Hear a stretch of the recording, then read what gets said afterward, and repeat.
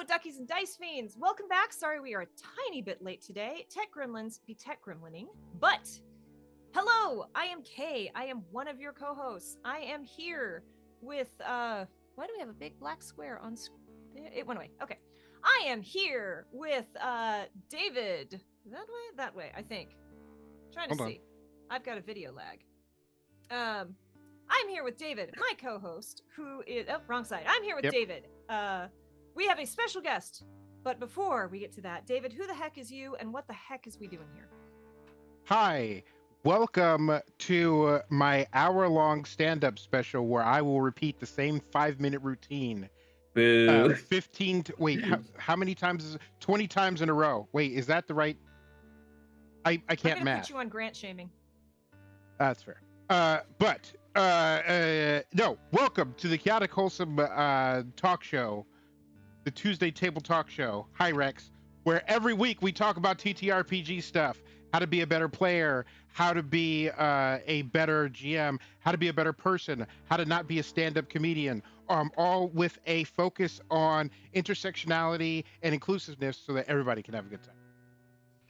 And as usual, you can find David and I right here, same bat time, same bat channel, Thursdays and Fridays, playing our first co-op streamed playthrough of Baldur's Gate 3.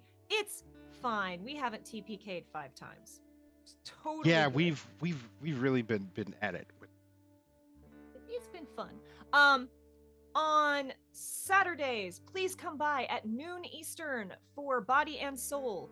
I am in no way involved with this project. Do you know why? Because I am white as fuck, and this is a celebration of Black History Month. It is an all-black cast and crew. David is running solo production all by his lonesome, doing a great job, and it is just this incredible, intense, heartfelt story of the gods of Africa walking the earth in America through key time zones. It has been intense and beautiful and incredible so far. Thank you to our amazing performers. And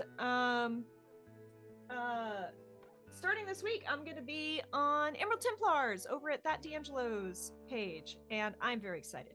But that's more than enough about us, because we are here to talk Starfinder, Dead Sundays, and so the heck much more with Mike, aka Logar the Ogar. That's me. Who the heck is you, and what the heck is you doing here? Hi, I'm Logar the Ogar, GM Logar, Mike Logan, Starfinder Infinite creator and actual play producer. I produce a show called Dead Sundays. Dead Sundays is a Starfinder actual play that has just released its. Oh, I'm sorry, has just recorded and will release its first episode of its new arc tomorrow.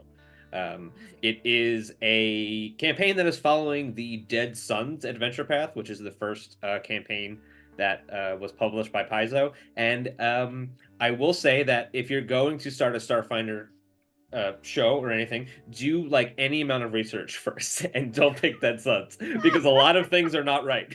There was a lot of ooh and ah, and is his AC supposed to be that high? That doesn't make any sense. But our show is and we're gonna get into this because I have lots to say about it. Our show is very mechanic focused. It's very like, we do role playing. We're funny. We have characters. They're important. But our show, the main character really is Starfinder. And it's something that we have been working at for a long time. And we are basically doing everything that we can to make sure that we know as much as we can about Starfinder for the next year, so that when Starfinder 2 comes out, we can all be ready for it. And by putting on a nice primer coat of Starfinder First Edition, we can make sure that we hit that goal in the year and a half, whatever it's going to be. Absolutely. And yeah, Starfinder is I have had a Starfinder GM who basically said, I never want to hear the phrase ship combat again. Yeah, we don't do that anymore. Wow. So one of the things that we were going to bring up was Starfinder Enhanced, and this is the perfect time to talk about it. So the thing about Starfinder is it's an incredible game. for a variety of reasons. One of the reasons is that it uses Pathfinder First Edition as the basis for its rules, which is very fun. It means that you can make a very specialized, cool character who's good at one thing. But because they knew about that, they kind of have branched out and let you have a little bit more utility. So that's mechanically what Starfinder is. There is a rule for everything, but to its fault, there is a rule for everything. And there is a subsystem for every single type of thing that you want to do. There is regular combat. There is zero gravity combat. There is vehicle combat, which is different than a vehicle race, which is different than a vehicle chase. Then there's starship combat, which is different than starship chase. Then there's mech combat, which is different. So that we have like 20 different subsystems in one system, which is great because you get to have like a bunch of different things, and it's very expansive, and it has a rule for literally everything. The problem is that every time you flip a page, you're like, oh fuck, I gotta learn a whole new game. So hopefully in Starfinder 2, we will be able to kind of condense those rules into something that is much more easily transferable into all the different situations. But that is not a fault of Starfinder. It's great that way. Yes. I have definitely seen the flowchart of like, because I have never done ship combat in Starfinder because every GM I've ever known is like, we don't do that here. I have seen the flowchart and like, there is a logic to it. Oh yeah, we did manage to figure it out. I mean, I'm here to plug my show, so you know whatever. Yeah. Like the first episode of season 2, we have an hour, 2-hour long, 3-hour long starship combat, and we did it correctly, and it is good. Except that it's its own game. Like it is literally like X-Wing miniatures or whatever that game is. The role-playing game. It's the mini game inside the video game. It's like exactly. the town builder inside the bigger It's the gummy RPG. ship. Yeah. It's the gummy ship, and then I'll put it in terms that you all can understand. Well, and but one of the things in Starfinder Enhanced, or is it 2E? I don't remember. No. It's enhanced. It's enhanced. Cinematic ship combat. Narrative spaceship combat. So they have done a very good job of taking the complicatedness of starship combat, which has an individual role for each character. They're all manning a station of the ship, a lot like you see the bridge of the Enterprise. Everybody's doing their thing, and taking that very complicated flowchart and making it into something that doesn't have nearly as many numbers. One of the cool things about starship combat is that there's 2 different kinds of armor classes, just like in regular combat. Like there's hit scan, which is for bullets, and then there's projectile, which is for tracking. So you're also, you have 2 ships, they're fighting each other, one shoots missiles at the other, and you have to figure out which way the missile goes, and a lot of other things, which is great if you have 2 ships. If you have 3 or more ships, it's impossible to keep track of. So Enhanced has kind of taken this and reduced it so that no number goes really above like 5 or 6, and it's very, very good. Oh, that helps. But everybody can still participate in the way that the way that they would like to. Yeah, we my Starfinder game, because I got to join season 3 of the Emergency Power Podcast, which also comes out on Wednesdays. It's just a Starfinder Wednesday, and we do very much do the rules, but we are much more a narrative focused game. And Adam, our GM, likes us a lot and also just really likes Rule of Cool and loves it when we're like, okay, so I know this isn't how it works, but we also have a local I don't want to call them a rules lawyer because they're not like a rules lawyer, but like a rules expert, Leslie. Good. Who's a rules enthusiast. Exactly. Leslie is like, I love Starfinder because there is a rule for everything. But that's also very restrictive. When I play rules light, there's no rule, so I can do what I want. And so, again, this is how you know you have a great player at the table. Because Leslie's like, according to the rules, you can't do that. But this is your game. And I'm like, that's the best. Get you one of those. So it was really interesting. We just recorded an episode where we played Pirate Board, which is the pirate hack of Morkborg that I played for the first time at PAX Unplugged, and it was incredible to go from a game that has a rule for everything to a game that has one rule basically, which is you want to do a thing, you roll a dice. And that's pretty much it. There's very other little things that you have to take into account. But to that point, there is something about Starfinder beyond the rules that is so attractive. There is like the world of Starfinder is so vibrant and amazing that as soon as I read it the first time, I'm like, I'm never gonna play another game. Like this is it. This is the game for me. Like there's elves that are in space. One of them has a laser shotgun. That we're done. Like there's nothing else that we need to talk about. Unfortunately, the way that Dead Sundays plays games is we are very straightforward, logical rules people. So we want to build a character in this system, and we want to go up against a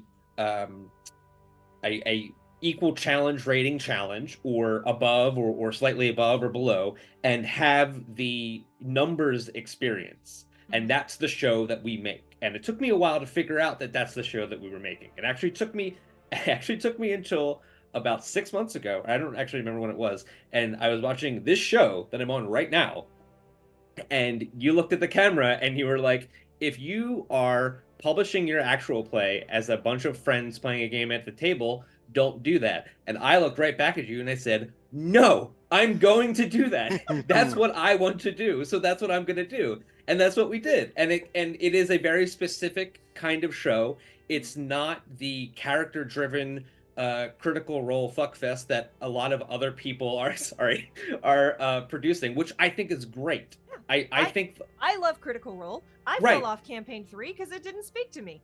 I understand Critical Role. I get it. It's really, really, really good, and I get why people like it. But it has created this kind of like distraction from the mechanics and development that are the framework of all of these games. So that's just the thing that we wanted to focus on. And I also realized this when I was playing a very, very good game that I did not like, which was called Baldur's Gate 3. And I know what I just said. Listen, I know what I said. I said what I said. I do not like Baldur's Gate 3. I know what I said. I cannot play Tears of the Kingdom. I don't like it. Yeah, I don't like it either. I don't want to build stuff. I don't want to do it. I solved one puzzle with a balloon and a plate, and then that was it. That's the only thing. That's like I did it. I beat the game. You're gonna make me do that 100 more times? No, thank you. Yeah, I had 3 game developer. I had 2 Q&A, a game director, and a game developer for an hour at lunch trying to unstick me because I got literally stuck on Tutorial Island. It took 4 game devs. That's incredible. QA to unstick me. See, and this is why I think that everybody who makes a video game needs to have at least 2 people that are outside of their normal QA rotation. That you have to give the game to a gamer. Oh, I have no doubt. I know how much QA the Zelda games go through. I just got very unlucky.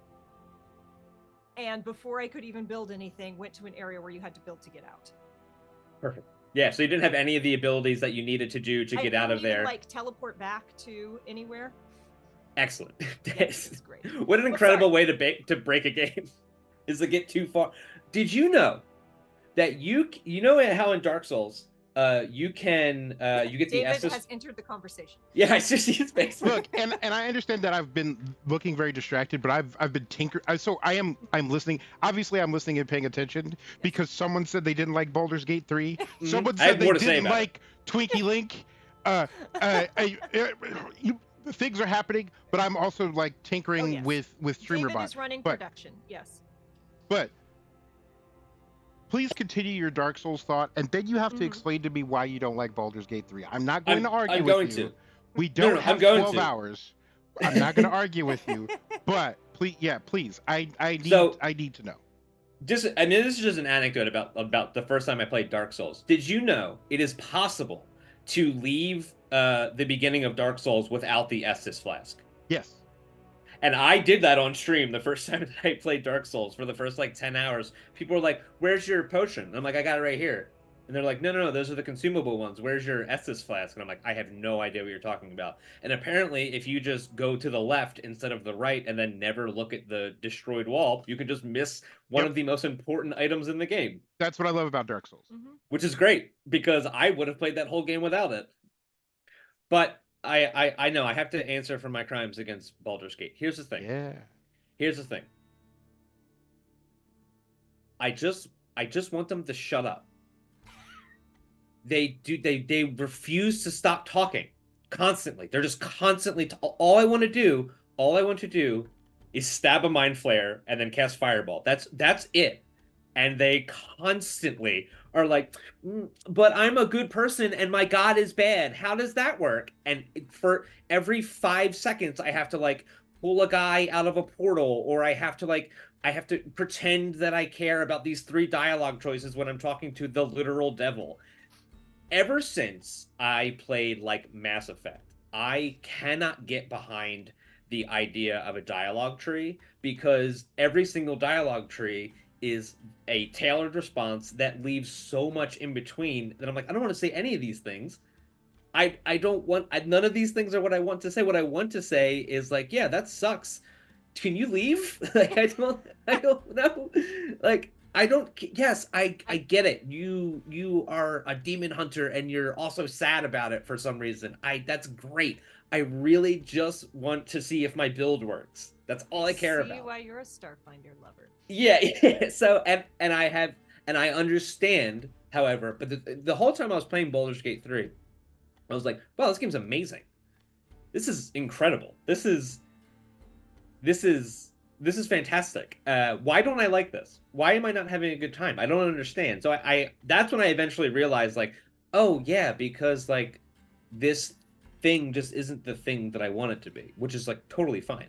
Yeah. You're like, this thing would be, it's like customer service. This job would be great if it weren't for all the customers. You're like, this game would be great if not for all the NPCs. Right. So like every time that I play like, you know, like an older RPG, and they have like, I'm thinking of like Knights of the Old Republic right now, and they all have their like optional character side quests, or like mostly optional. Maybe you can get like an extra thing. And then fast forward to this now, I'm looking at this, I'm like, this is required, and part of the game is to manage the backstory of all these people. And I don't want to do that. Yeah. Okay. So totally fair. you've hit upon something that I've actively been thinking about in my time playing Baldur's Gate. And that is the combat, like, not sub-game, but like the combat system, and like the conversion of like D&D pen and paper into this is in the game, is better than I have seen in any other game, in any other execution. And it feels like there are 2 games in Baldur's Gate. There's the walking around and doing stuff, and then there's the combat. Yep. And I haven't played Final Fantasy Tactics, but people have told me that Final Fantasy Tactics is like, if you like Final Fantasy, but you don't like summoning meteor and like all the other stuff that makes Final Fantasy interesting, then play Final Fantasy Tactics. No, don't do that. Nah. Oh boy, you're gonna hate what I say about Final Fantasy Tactics. Well, like I said, I haven't played it, but the idea of Larian could release a game that is just stripped of all story. Ribbon, I have been tinkering and trying to get the black box. That is all on the list of things to do. But I'm trying. Okay, you know the 5% rule. You got to be 5% smarter than the thing you're trying to operate, and I'm nowhere near close to 5% smarter than OBS. But like, if you just stripped away all the other stuff, all the character stuff, all the walking around and talking to people, all the inventory met, and just like you build a character, here's a combat scenario, go. Yep. They could release an entire separate game that would also sell like a gajillion copies. Yeah. And I think you would buy 4 copies. Yeah, I really would. I think it's like I just had this thought the other day. It's like, damn, you know what I would love? I would love like a game that is just the build tester. Like you get to look at all the pieces, and then they're like, all right, you're gonna go in at this level, and you're like, all right, I'm gonna take this, and this, and then they're gonna make me go through a dungeon floor, and then I get points or whatever, and they're like, okay, now you can do it again, but like different, in a different scenario. Like that's what I wanted, and it's very another problem is that there's only so many levels in Baldur's Gate 3, and part of the fun of making a character is leveling them up, which isn't really a strike on the game. It's just the way that tabletop RPGs are right now, anyway. Yeah, and once you hit level 15 in 5e, you're basically punching God. So Larian's like, we're not gonna try to. Yeah, like someone said something like, "So how do you implement the wish spell in this video game?" And I'm like, right, like there's so many things that after level 12, it's like, well, this doesn't just break the laws of the universe; it inverts space-time. It divides by 0. We can't put it into this game. Yeah, right. You need a human being to mitigate that. You can't have. You can't. You don't have a GM to be like, the only thing that you could do is give them the option of saying, hey, you either cast this spell and it changes the world, or you don't cast this spell and it doesn't change the world. You cast this spell and it can change the world in one of 3 ways. Pick your dialogue option. Right. Right back to my dialogue tree of just like, well, I don't want to do that. I want to turn him inside out. That's what I want to do with my wish spell. That's what if you've been on here, you've heard me complain. I'm like, my Thembo Bard has Speak with Animals, and then I have the amulet of Speak with Dead.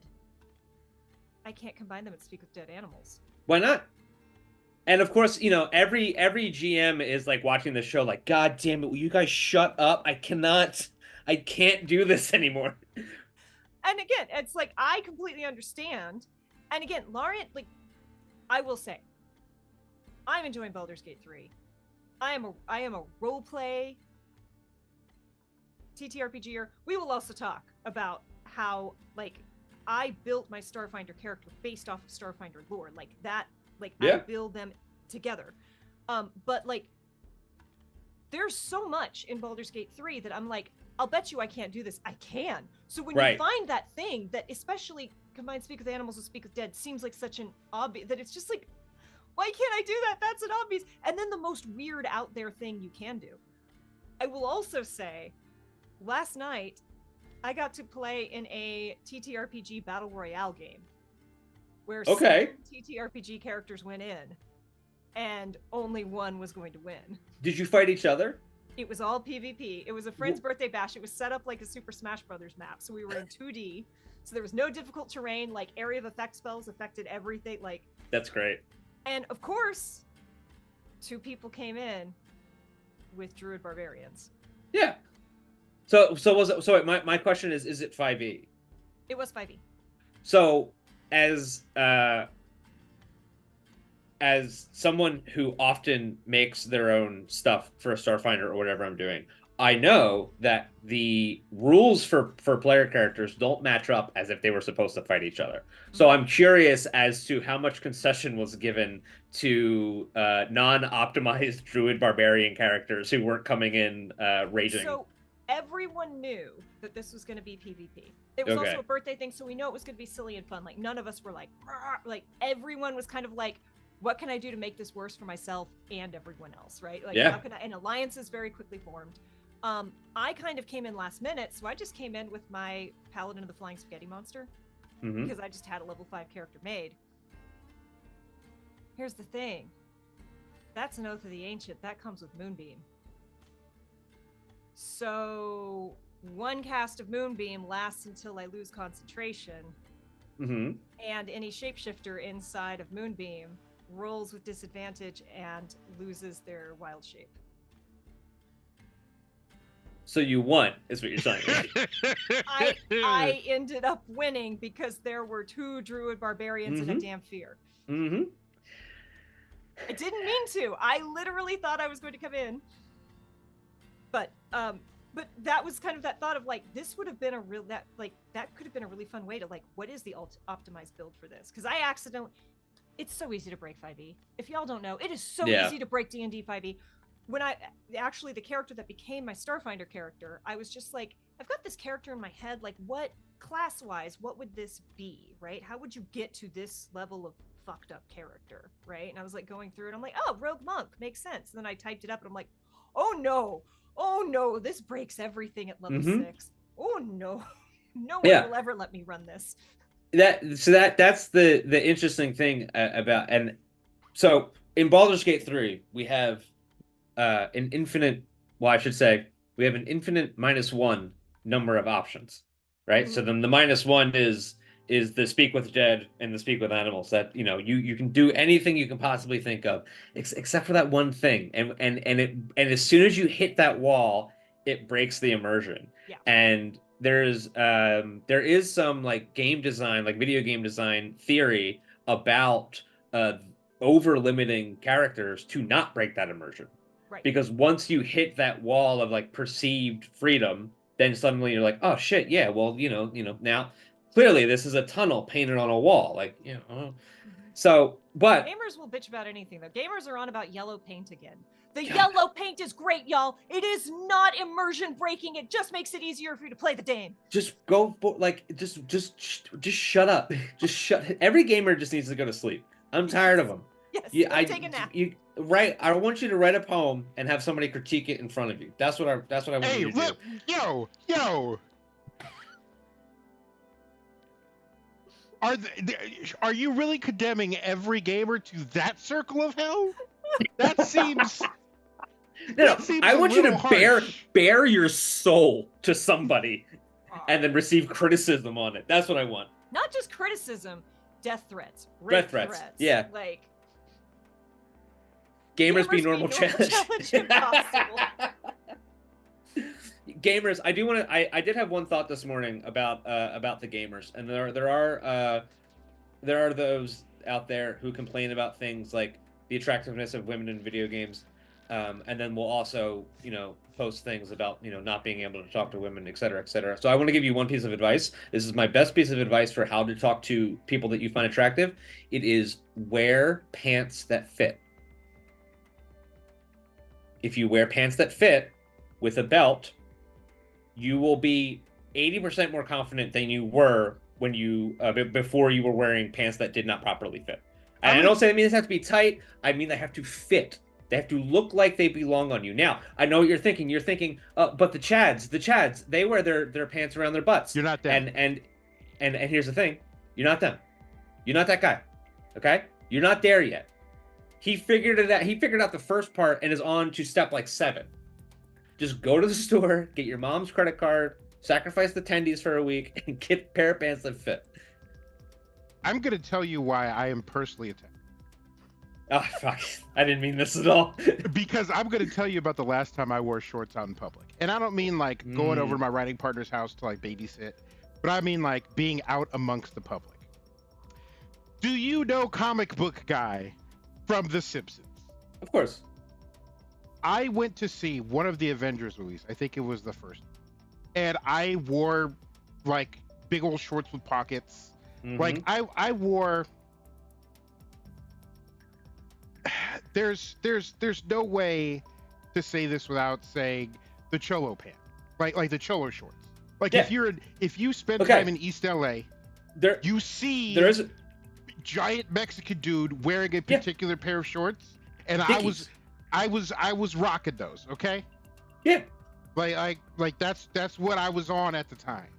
Except I showed up to the movie theater, and I saw a guy, and I was wearing a graphic tee and these shorts, and I was wearing a belt, and I had like proper shoes on and everything. But I showed up, and I spotted a guy who was wearing a graphic tee and them shorts, but he was comic book guy.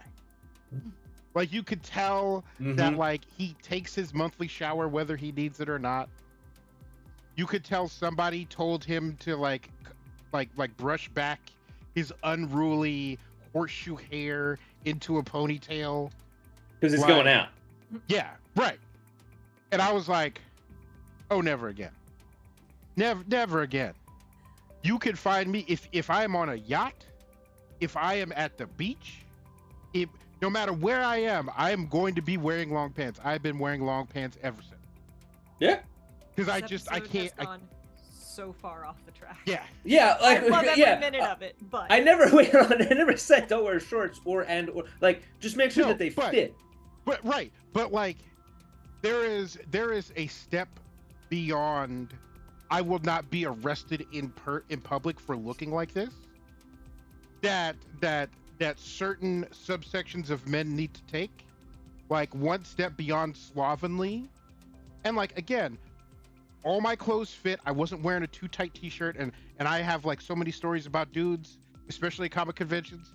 It's like, bruh, I get it. They only had the XL, and you really wanted that shirt, but that doesn't mean you wear it in public. At least cut the sleeves off, man. Right. Like Then it wear looks it cool. to the gym. Wear when you're playing World of Warcraft. Don't wear it outside. Excuse you. Hold on. I'm still playing World of Warcraft. Okay, hold on. Yeah, And you I have know to I be don't wear dressed sleeves while I play. Yeah, Right. no. We're hey, listen, we're 3-9 mythic, and it's the best we've ever been, and it's only because I joined. So I'm just saying.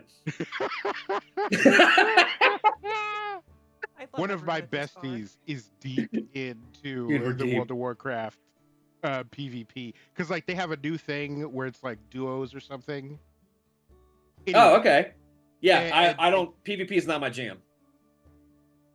but just man, yeah, like gamers and other subsections of like men who don't fit into society properly, like conform.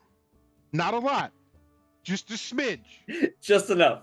Give them 10%, and you will not be on the outskirts of society afterward.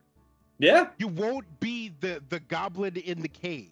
Like you can make your Rick and Morty jokes amongst the normies, but you can't do it while wearing the Richard and Mortimer t-shirt, while also thinking that you are Rick, when you have not broken the space-time continuum. You can't be Rick until you have torn open a portal in time. Most people that think they're Rick are actually just Morty's dad. I can't remember what the hell his name is. Yeah. Oh fuck yeah. I don't know. That's how forgettable this man. Yeah. Yeah, exactly. Yeah, what's your name doesn't matter. Yeah, you're replaceable in several universes, and turns out, yeah, there's a 1-to-1 in from Simpsons to you, and then it turns out. But we're gonna game design and choices and things. So what you're trying to do in Baldur's Gate 3 is Jerry. Jerry. Thank you. Oh man, he's the most generic, forgettable name too. Just perfect Yep. character. Heads up, everyone, we're going to lose captions for just a second, but they will be back. Very strange that does that. But so you're trying to make a 1-to-1 of the tabletop RPG experience, and the tabletop RPG experience is the most open-ended problem solving that you can find, which is why it's so attractive.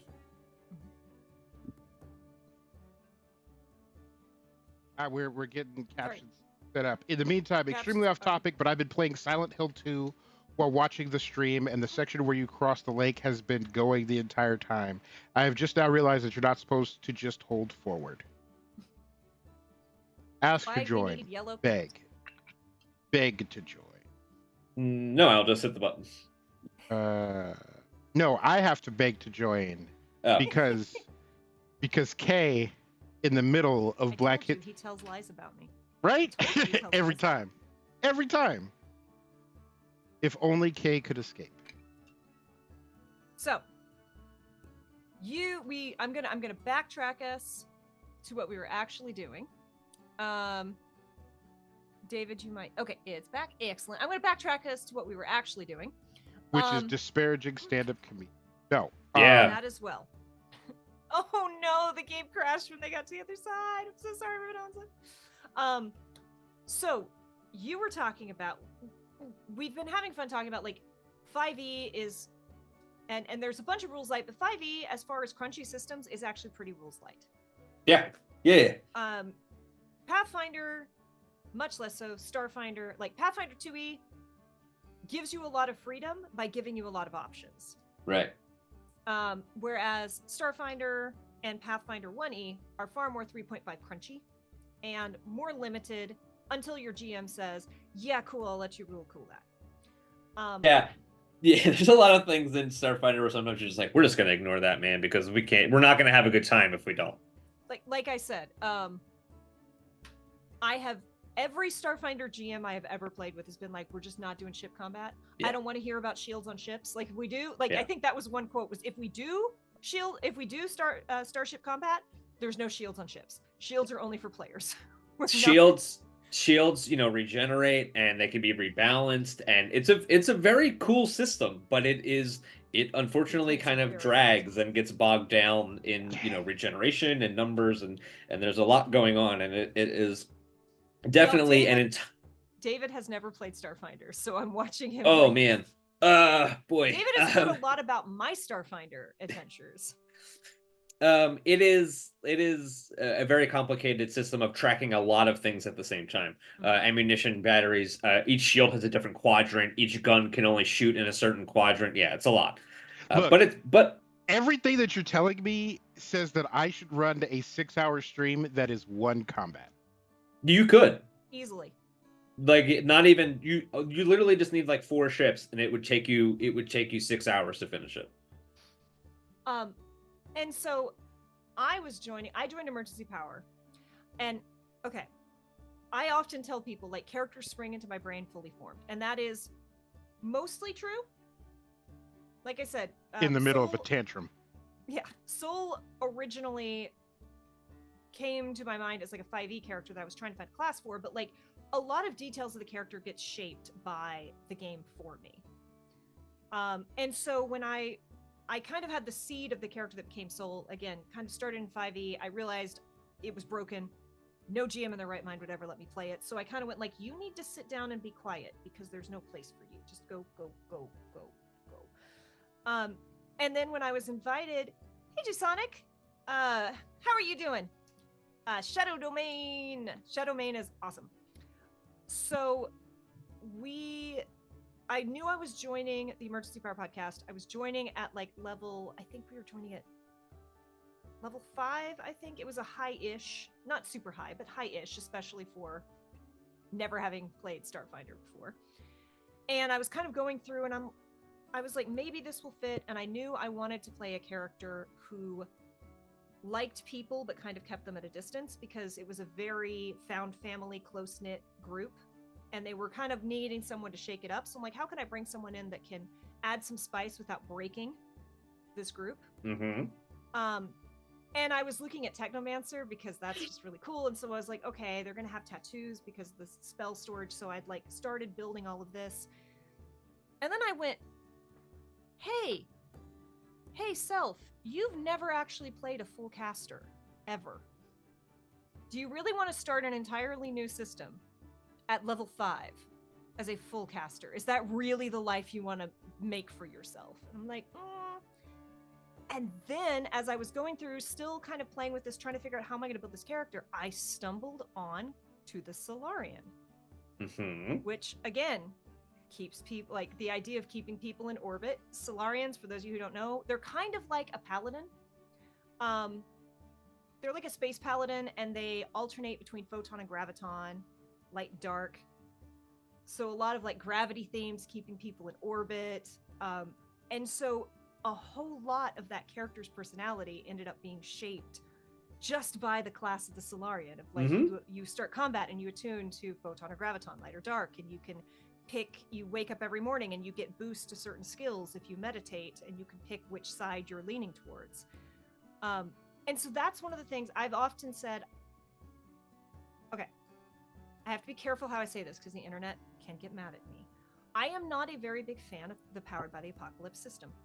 Hold on. I just want to the internet cannot get any madder than when I said I didn't like Baldur's Gate 3. So like you're good, dude. You do not. Yeah. Like shots have been taken at Tears of the Kingdom and Baldur's Gate 3. Yeah. Like I'm ready. This is fine. For a long time, I felt like I didn't really like Rules Light, and then I realized I just don't really like how Powered by the Apocalypse treats the bell curve of a D6. I don't think I've ever played it, so this is all new to me. D20s are very swingy, and I kind of like that swinginess. Like we play Baldur's Gate 3 without Karma. Okay. Oh yeah, without the karmic dice, and we've rolled 3 1s in a row. Yeah. Because the karmic dice, so for people who haven't played Baldur's Gate 3, there's an option because developers were like 20% chance a 5% chance per roll doesn't necessarily feel fair because you could just roll really low for like hours. And we're like, bring it. I want the real experience. Yeah, so they have this thing where it's just like, oh, well, if you roll really shitty for a long time, then we'll artificially inflate your rolls for a little while so it doesn't feel like the long dick of probability is fucking you down right now. And we're like, no. Mm-mm. We My can take last it. Pathfinder game, I rolled a nat 1, a 2, a nat 1, and another 2. But back to back to back to back. Give it to me in Baldur's Gate. Here's the thing. In 5e, if you roll a 1 on a skill check, you don't automatically fail. Right. Like that's never been part of the rules. So I don't know why because that is the way that people think the rules work. So then that got implemented into the game. And so the whole time I'm like, why do I have a 5% chance no matter what I'm doing to automatically fail? I love the part where I automatically win, but there was no option to turn that, like there's no option to make it work the regular good way. That's one of I have a lot of thoughts about 5e. One of the thoughts I have about 5e is that they took Dungeons and Dragons and went, hey, what if we made it really easy to make a bunch of podcasts out of this? And they did, with advantage and disadvantage. Advantage and disadvantage is the most amazing narrative system that has ever been created. You read the 5e book and you're like, damn, they made this so that they could use this as a framework for actual plays. Yeah. However, I again do not understand how this 5% chance of whatever roll. That's another reason I didn't like it. I know we're not. I know. We gotta get away from it, or I'm gonna get. No, listen. It's fine. Listen. It's fine. That's what we're here to do. But so, hold on. Somebody in chat asked what my favorite Starfinder house rule is, and this was adapted from something else. When you heal yourself, two. It's all about healing. Is one, due to the standard rules, using a healing serum on yourself would be a full action because it's one to grab it from your belt, one to use it on yourself. However, using a grenade is a standard action, which doesn't really make any sense. So if you're grabbing it from your belt and then using it, it's the same thing. So what I decided was that if you use a healing serum on yourself, it's a standard action. Anything else is a full action the way it usually works. Additionally, if you heal yourself and you roll a 1, you are allowed to re-roll it. Because it just sucks. Yeah. There's nothing worse than rolling 2d6 and you get 2. It just sucks. Because which was adapted from my friend's rule of when you're leveling up in Dungeons and Dragons and you roll hit dice, which you don't do in Starfinder. If you roll a 1, you're allowed to re-roll it. Mm-hmm. A healing grenade. I will have to. Zib Beverage wants to know your location. I have to write down healing grenade. Because that is one of the things in that's fun in Baldur's Gate is you could chuck a Healy pot at someone else and heal them. Another great thing that they did in Baldur's Gate was making potions a bonus action. Doesn't because it sucks. It sucked. We have had this whole we've gone round and round and round about David has a whole rant about it's like 6 ounce, like it's a shot, it's not a problem, and then someone finally pointed out and it made it go like, okay, it makes sense. We're not going to use it, but it makes sense because technically they're a magic item. And you have that was me. Action to act. It was you? No, that was me. Yeah. Yeah, I remember I was in the chat. That makes sense. Yes. And I'm like, yeah, well, it's a magic item. The rules say a standard action to use a magic item and you have to get the item, so that's, and that's actually that's fair. That makes sense. I still do them as a bonus action cuz it's more fun. Yeah, because like you got it. Like if you use it on somebody else, it's different. Right. But if you use it on yourself, like you should be able to just kind of pop it or like smash it on your face or like wolfwood that shit or like whatever. Like you should be able to use it very quickly. Rex says if a centaur throws a healing grenade up a flight of stairs. But yeah, we had a whole thing about in our game, one of our characters has quick draw. Yes. So he was like, "Can I quick draw my healing potion?" Yes. And GM's like, "Yeah, that worked." Because I feel like in Starfinder, your grenades and your weapons you have like holsters for. Just give me a healing. I'm a melee class. Give me the option to put a healing potion on a thing. I will incorporate it into my art. You do. It's literally called a gear clamp, and it's an item, and it's in one book. It's 2 sentences in a 7,000 sentence book. Gear clamp. There's another one called a uniclamp, which is different. But a gear clamp is literally it is a carabiner that clips onto your armor so that you can get the thing that you need, and that's it. Is a uniclamp something that a Gith Yankee might use as a chastity device? I wish I could get that joke. I don't understand. I will send you a YouTube short of David freaking out in a Baldur's Gate scene. It is very funny. But yeah, because we had the way we were balancing before the level, I was just slightly over my wealth for the start for where we're supposed to start, and my the amazing Leslie, who's very precise, is like, if you did 2 healing potions level 1 instead of the level 2, and they're more economical for money, and I'm like, look, Mix, I have damage resistance, so I don't get punched in the face during combat because it doesn't matter because I damage resist everything. I'm just a Solarian here taking hits to the face, and I need to be able to heal myself. That extra bit of healing makes a big difference. So what I think is really interesting about what you said about your Solarian is that you started with this concept, and then you read about the Solarian, and you're like, oh, this is actually like this. Solarians are interpreted differently by literally every single person. It has it like I looked at a Solarian and I went, that's Goku. That's a Goku. Right there. That's a Goku. That's what I want to make. My Starfinder Society character is a Dragon King Goku. That's what he does. He flies and then he punch. That's what he does. It's great. Yes. But then I have like my friend Ian, who's in the show with us, who introduced me to Starfinder. He's like, yeah, no, they're Jedi. And I'm like, what? And he's like, yeah, they're the Jedi. And so like every single person that looks at Solarian is like, oh, there's some that has some other interpretation of it, which is what is amazing to me about Starfinder, because they've made this kind of both open-ended and very specific world for you to go romp around it. Well, and like Solarians are also kind of like, as far as the classes go, they've got the most lore. Like you've got the Cos Monasteries, and there's a couple like canon ones, and then even then, like, I kind of built it out and went, so I don't know anything about the Cos Monasteries. Is this fine? And my GM's like, yep, that's fine. Yep. I'm like, because Solarian powers are also something that just happen to people sometimes. Yeah. They just go, oh, I can do this now. Well, I can explode. It doesn't. For early season 3, like we ran across an NPC who was not a Solarian, but like popped out an energy blade, and my character's like, oh, that's a Solarian thing. Uh-oh. And part of the mystery has been, why does this kid have this ability? And can this become a Solarian? What the heck? So, and I think that, so we're going to get onto a very different topic real quick, is GMing and running games for people who know a lot about the game. You have to keep surprising them. Like if you're going to run a game for your 5e friends, I mean, I still play 5e. I play 5e once a month with my high school friends. It's great. We have a great time. But if you're going to run a game for them, you have to do something that is not like too obvious. Like you can't just have them go fight like, a beholder or like even like Medusa, and because they're going to be like, oh, well, we can't look at it.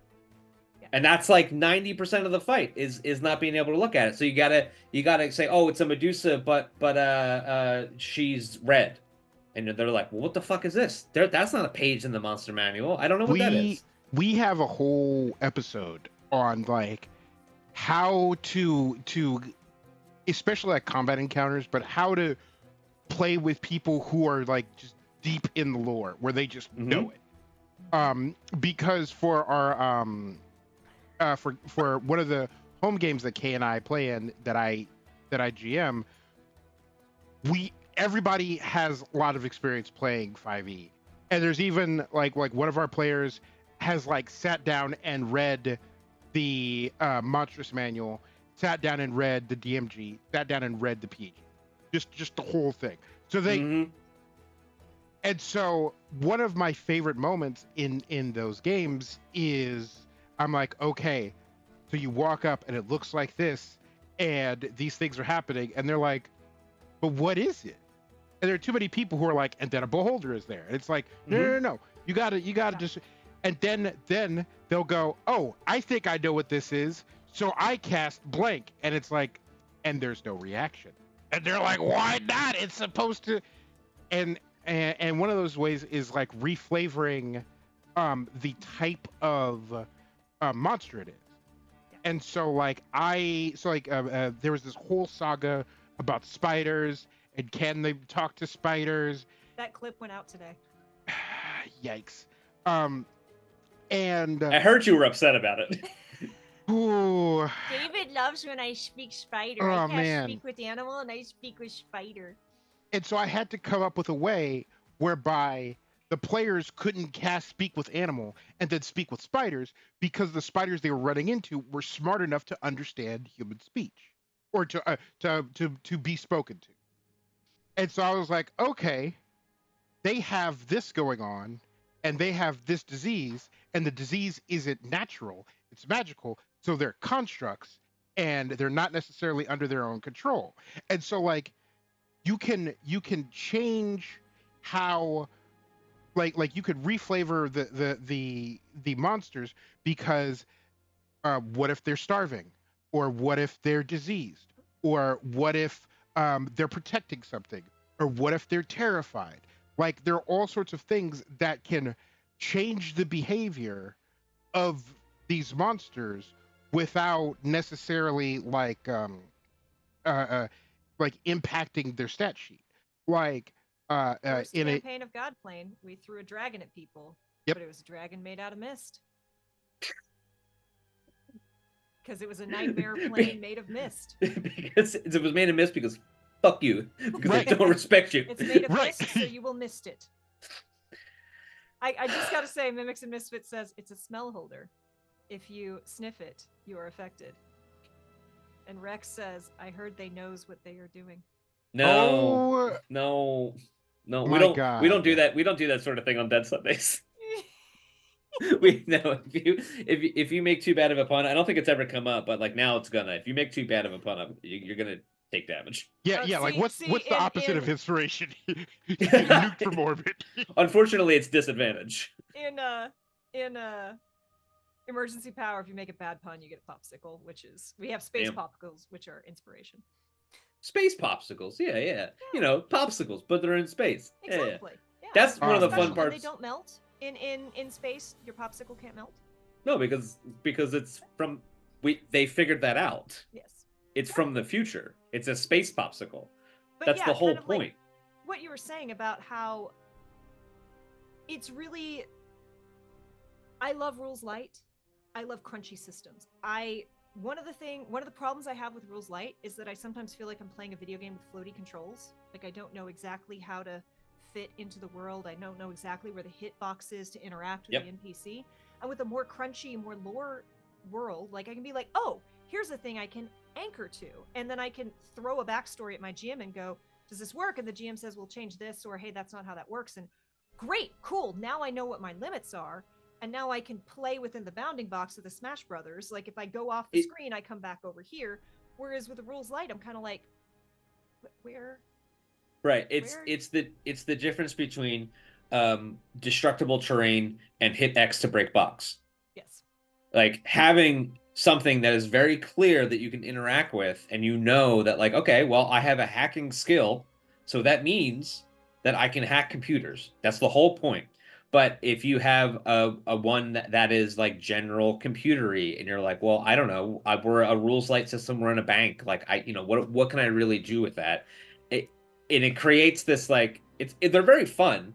Rules light are very fun because they're a great way to introduce people to the concept of role playing games because they can just kind of do whatever they want, and you're like, yeah, sure, roll a whatever, it doesn't matter. Yeah. But once you kind of like you're like, okay, well, I really want to do something with it. Then you're like, well, I need some kind of structure. I need, or maybe you don't. There are definitely those who don't. And I have definitely been in, I enjoy rules light, especially for one shots or really short things. But once anything starts getting longer, by the very nature of rules light, the story and the world itself starts kind of warping and changing to fit with what you're doing in the moment. Right. which can start like I have a hard time maintaining a consistent character in that because like my backstory has suddenly changed because we all just suddenly agreed this thing is really cool and now it's canon. But that also means that it doesn't fit with what I'd originally written anymore. Right. Right. So now you're just like, oh well, then now like why do I have this ability that I gained from this thing that now we've changed? Like how do I keep going with this plan that I've sort of made, or even just this basis that I've made, and now we're in kind of like this wishy-washy land that doesn't have anything written down. I will say that Starfinder is not a game that you want to show to your friends. Starfinder is a game that you have to find your way to yourself, because I tried to run a game. I ran the Great Grav Train Robbery, which is a one-shot module. It's very good. And I was like, oh, here's your characters, to a bunch of 5e people. And they were like, what does literally all of this mean? Because I forgot that each character in Starfinder has 3 options per level for things that they can do, whereas in 5e you get to make a choice like every other level. And then for Starfinder, every 2 levels you get a feat or some shit. Like so having this like tome of abilities that only one character can do is like impossible to teach 3 people at once. So if you're interested in Starfinder, you should do something like watch an actual play. Maybe something called Dead Sundays. But my point is that if you like Starfinder, like I tried to show my friends and we had a good time, but it really I played it with my partner, and in the second session, the next time that she came, she had a notebook of 3 pages worth of stuff that she had to look up to properly play a Vanguard. Have I shown you my cheat sheet for my Starfinder character? I don't think so. I've played this character for over a year, and I finally was like, well, heck it, I am making I'll put it in chat for folks. I made a Google Doc, and I did this for my Pathfinder character as well, so I could be like, and so especially with Pathfinder, I was playing a swashbuckler. So cool. You have panache, and when you generate panache, you get a whole bunch of things. And so I use conditional formatting. So I'm like, panache is on, I click this, a bunch of things light up, and I know I have this. Panache is off, I don't have it. Because there's and so again, I play Emergency Power with Leslie. And then we played in a short campaign run by Mimics and Misfits in chat. And Leslie played a Solarian. Could not have been more different from mine, in that like my characters run up and bash stuff and occasionally go supernova, right? Like I went pretty much full melee. Leslie played like support control with low, like not a good fortitude, stayed in the back, put down effects, buffed people. Couldn't have been any more different. Yeah. Really so cool. It having like that really like that is the Final Fantasy Tactics job system, like Starfinder and the deep multi-class tree and the 19,000 choices that you get to make, and then you get into like, do you want an archetype? Do you want a free archetype? Do you want to read another fucking rule book? You do because you love it, and but it has like this wealth of options, but unfortunately, a wealth of options is also very intimidating to people, as it should be. Like it's not, it's very the thing I'm trying to get back to is that like I understand why people play Dungeons and Dragons, why they play 5e. If you're trying to get into Starfinder, look up Hephaestus. It's just the best. Yeah, oh my god, god. Build your character in. I build I write modules for Starfinder sometimes too. I post them on Starfinder Infinite through DriveThruRPG, which is Paizo's branded third-party thing. And I use, if I have to make a new enemy for the module that I want to write, I just stat it up in Hephaestus and then double check my work. But like it is such an amazing tool that when we went from Roll20 to Foundry, I had everybody rebuild their character in Hephaestus so that we could double check to make sure that that's what we do. We build it in Hephaestus and we port it into Foundry. Yeah, and so because Hephaestus is better than Foundry and Roll20 for making and keeping track of a character, because it just is, because it's the only thing that it does. It's not. I can't speak to Roll20 in Foundry, but if you were playing Pathfinder 2e, like I understand it now. I had someone say like they started playing Starfinder and Pathfinder and then they went back to 5e and they'd like be like another level up where nothing matters. Where nothing matters. Where Yeah. I get no choices, right?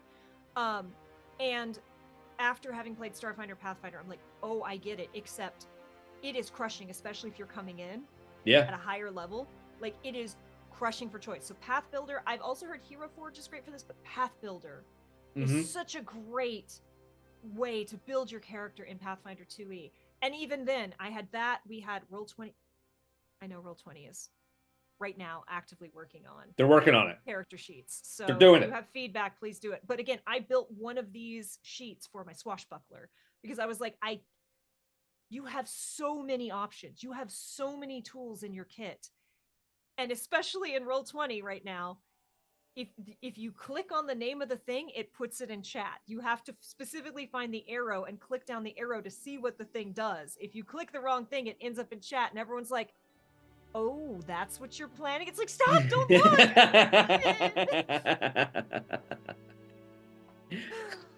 But I will say that if you're playing 5e and you were like, oh my god, I leveled up and nothing happened, I would just do what we do, which is my friend is running a fantastic hex crawl fast level campaign. Every 100 experience, you level up, and you get experience for basically everything. You go a square, you get an experience. You beat a guy, you get 5. You pick up a piece of loot, you get 3. So we've gone up like 4 levels already, and then it's fun.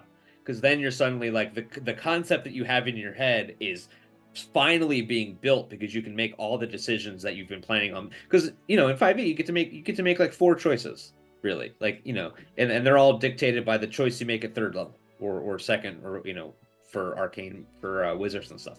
But having that like fast level up and only playing once a month makes it like really exciting because you're constantly like, oh, I got this, oh, I got this, oh, I got this, and it kind of alleviates some of that. Yeah.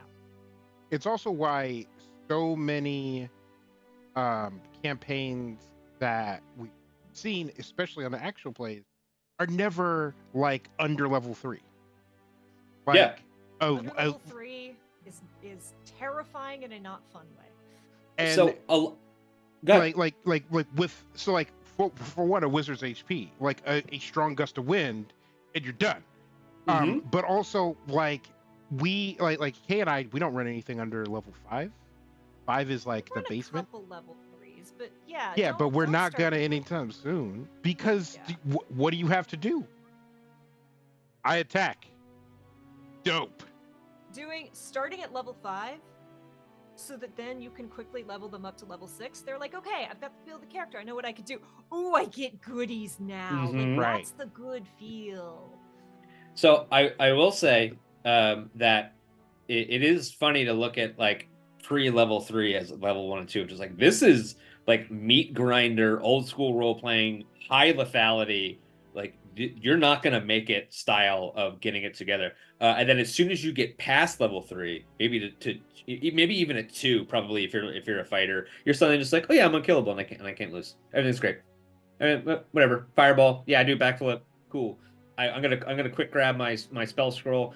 In the last game that we played, I gained like 3 fast things, and now I can like use 2 items in a turn or what, and like grab another one. I'm just like, yeah, whatever. But to David's point about what am I gonna do this turn? Oh, I attack. That never really goes away. That is kind of the whole. I mean, if you have a martial character, most of what you're going to be doing is going to somewhere and then attacking. And to bring it back to the thing that I have spent the last 3 years studying, Starfinder, even though it gives you each character a multitude of options and abilities to choose from, there are also just base things that you can do without any training. Like you can besides like grapple and like charge and things, you can provide covering fire. You can just shoot at a guy so that he'll be like, whoa, and he will gain or like he gains a debuff to his attack so that like your one friend doesn't take as much damage, or harrying fire, which means that like you shoot at them and their AC goes down. And trying to explain all of those things to a person who was just handed a character sheet for a 5th level character that has 10 abilities plus this other list of abilities that is in, you know, the combat section of the 450-page rulebook Mhm. is daunting.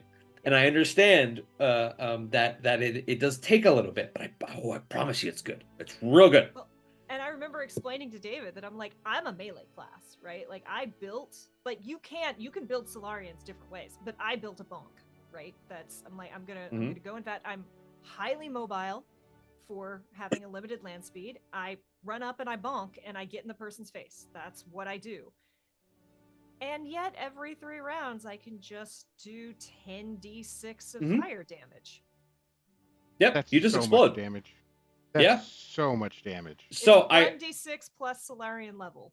So, I will say though that the scaling and the numbers in Pathfinder and Starfinder are vastly different than they are in 5e. Like a DC in 5e kind of caps out at like 20, 22, and then like once you're at level 4 or 5 in Starfinder, they start getting up into the 30s and 40s, and that's just normal. It's just the way the math works. Yeah. It's the way the maths out. If you roll below a 30 at this point in our Starfinder campaign, it's like, oh, that wasn't very good.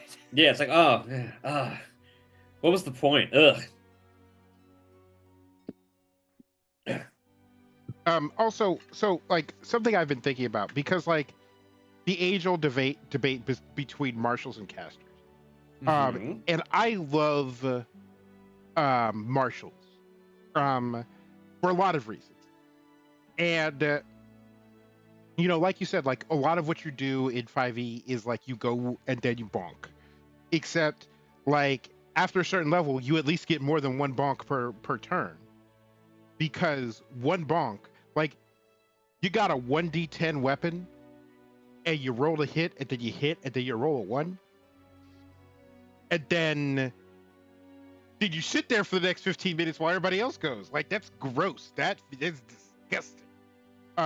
But then you get into like superiority die, and like and one of my favorite classes is monk, because monk will look at somebody, call down meteor, like get Sephiroth on the phone and be like, hey, you got another one of those laying around?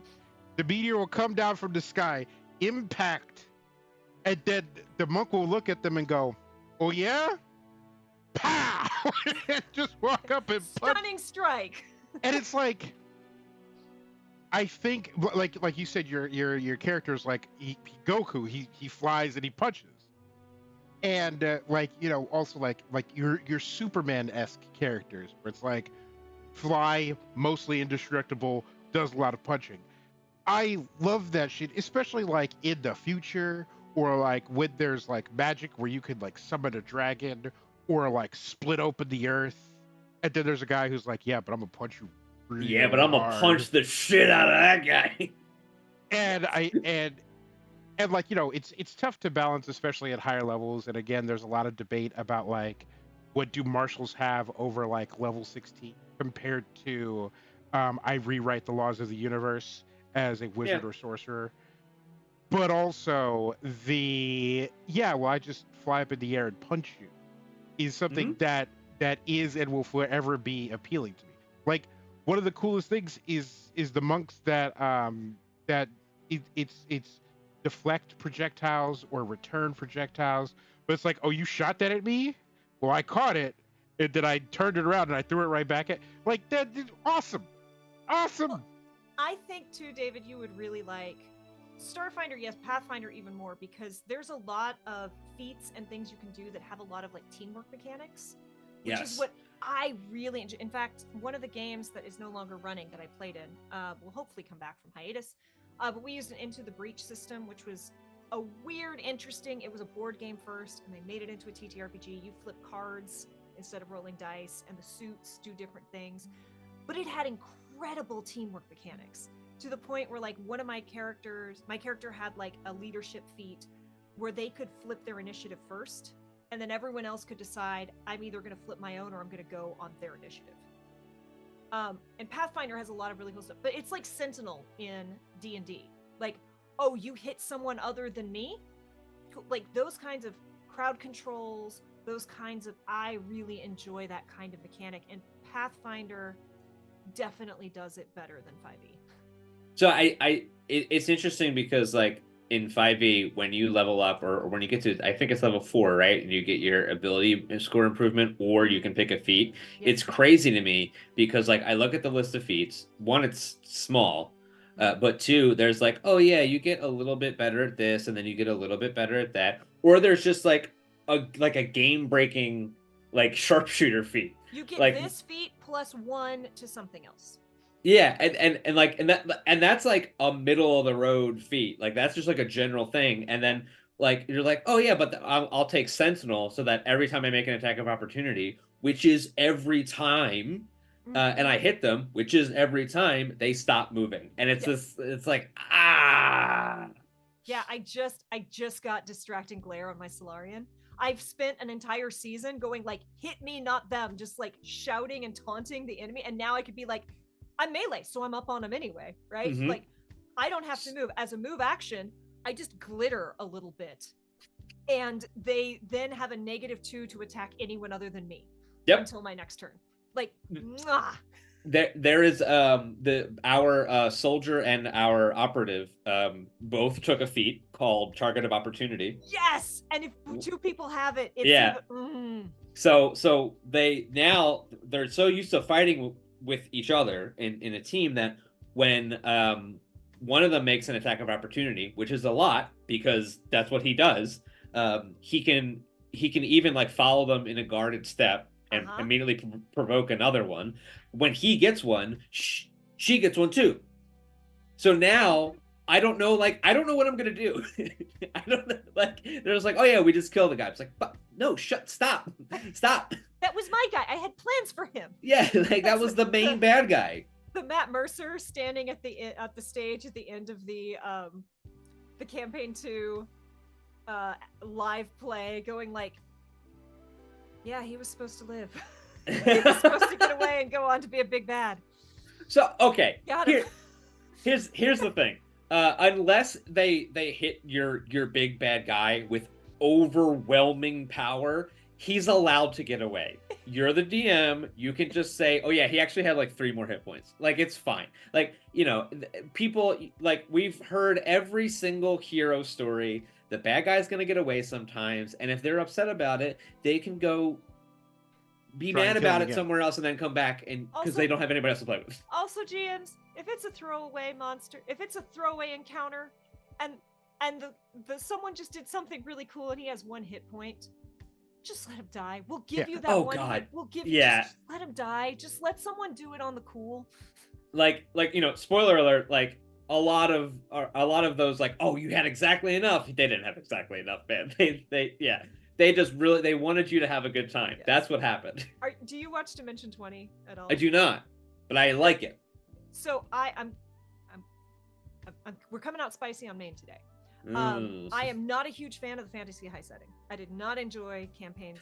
I didn't really enjoy campaign 1. Campaign 2 was a little bit better. They're doing campaign 3 of Fantasy High. It's the junior year where they're in like fantasy high school adventuring. Yeah, I'm not into the high school thing anyway. I don't like adults being children. There's something about it that really skeeves me out. I just don't like children, full stop. Like I never liked Harry Potter. Like that's a little different. Adult is completely wasted on me. Like come back when you're 18 and you matter. I don't care. If you can't vote, stop fucking talking to me. You're not, your brain is not done yet. If you can't follow me into the bar, then we have nothing to talk about. Exactly. But Brennan Lee Mulligan is very fucking funny. Yeah. And so he opened the season like in the middle of a huge fight, like they had just been through a huge thing, and so there's NPCs that had never been seen before, but everyone's like, that guy. And they beat the big bad, and then he deliberately had a field full of people that they had to mop up because he's going incredibly meta. So it's like both the characters and the players are like, we gotta kill you too. And then like a wave of reinforcements came in and they're like, go away, the fight's over. And then he goes on, and spoilers, y'all, these are big spoilers, but hey, Kato, the enemy, or one of the big conflicts in this, is there's a rival party that have been grinding low-level monsters for 3 years. They've only ever fought 3 monsters that are in the beginner area. and they've just been grinding XP. And so the enemy this season is XP leveling while everyone else is doing milestone leveling. Yeah. Which is another great, like, if you're gonna run a game, just don't use XP, because they're gonna try to abuse it. They're gonna try their best to go grind out some orcs before they fight the super orc. Don't let them do it. If you have a narrative planned that you need them to get to, just don't let them do it. And reward people for really cool roleplay. Reward people for really cool thinking. Do that. That's more rewarding than, oh, we're gonna go kill a bunch of fucking gabos. Yeah, and the problem with XP is, like, you get people like Kay, where what did I do? Kay and a couple of people be like, all right, so this is an encounter, right? And we're like, yeah. It's like, okay, so if we overcome the encounter, we get XP, right? And you're like, yeah. And it's like, okay, well, Roxy's gonna throw him over the wall, and then they're gonna unlock the door. And so, you know, go over the wall, unlock door. It's like, I'm like, great. That means you don't have to fight like the 4 guards that are in front of the door. And then they'll look at me, and I'm like, so we got the XP for getting in, right? And I'm like, yeah. No, Kay's right. They're made out of XP though, and so it's just like sneak attack. Oh, like, I see. Yeah, you can't double dip. No. You didn't have to fight them, and they're like, but they are XP pinatas, and we will slap them until the XP falls out. I will do what is narratively interesting until it is in the interest of the game for me to do the mechanical break shit. I will make the big narrative character moment. I will chase that. It's like, oh, we got to kill those 2? Cool.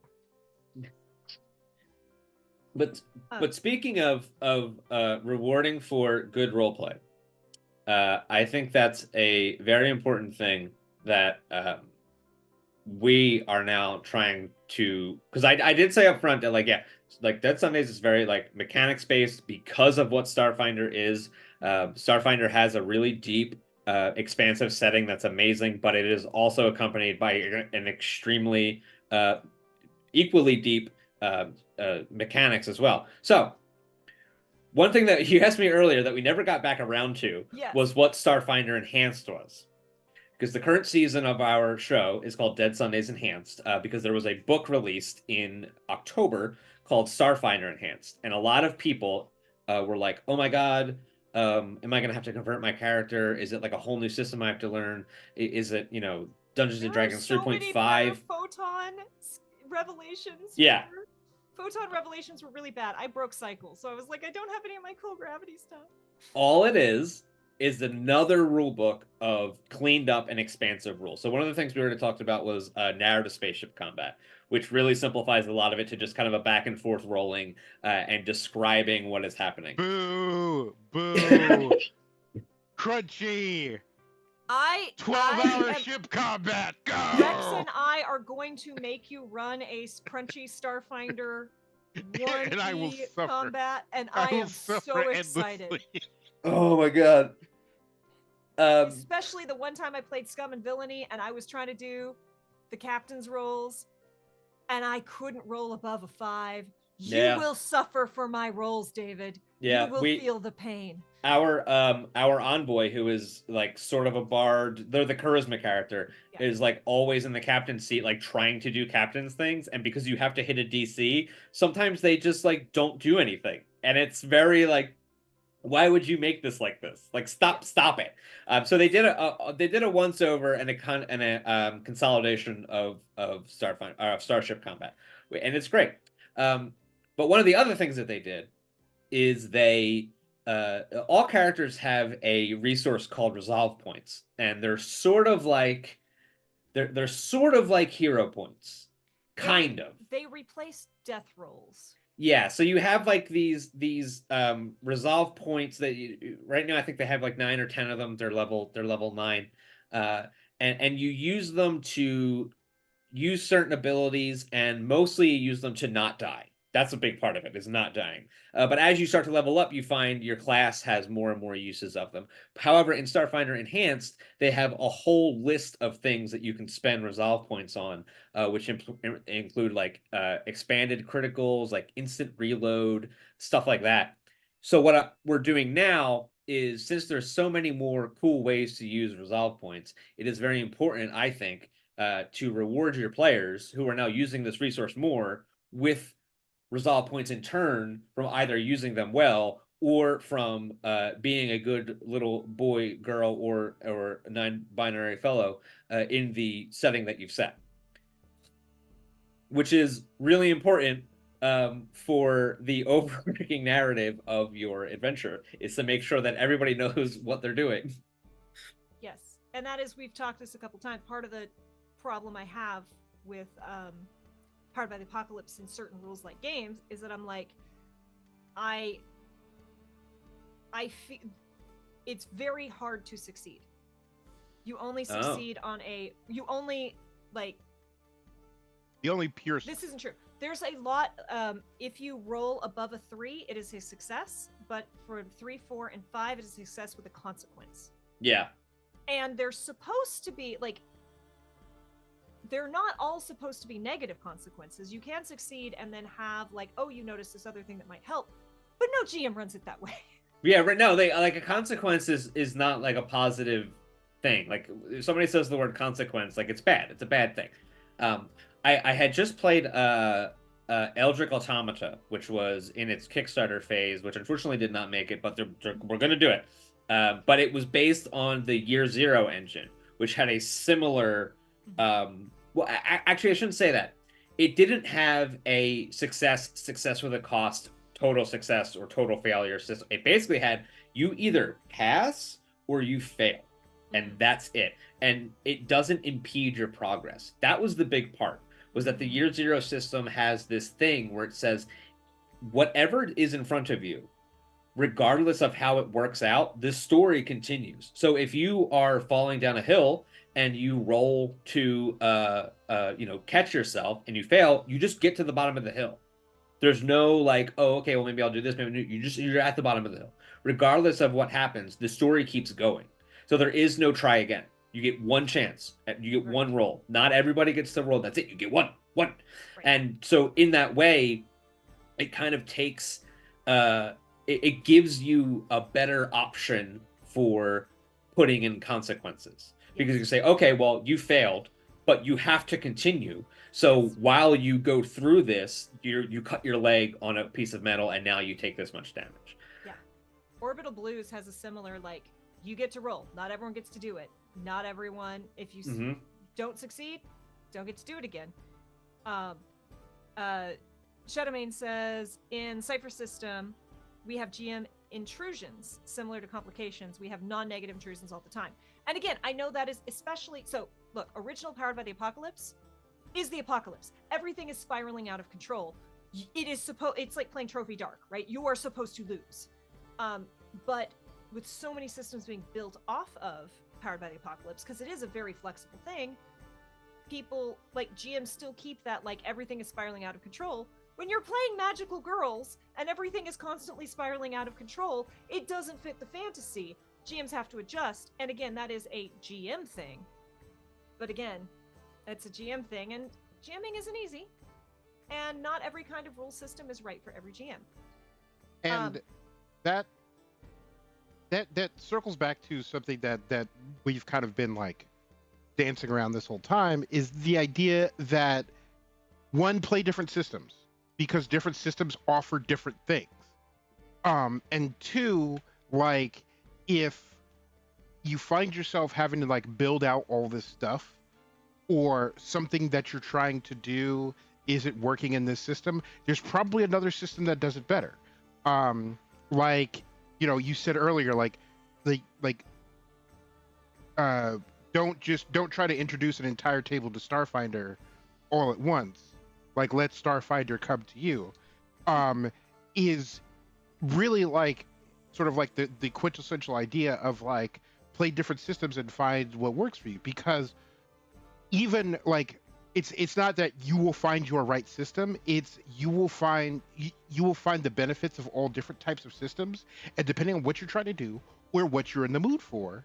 Because like you said, you play D&D in addition to Starfinder, in addition to other types of systems, and depending on what you're like, you know, you want an old-fashioned dungeon crawl, where there's no possibility of escape and you just keep hammering, the D&D is the way to go because there are no real escape mechanics.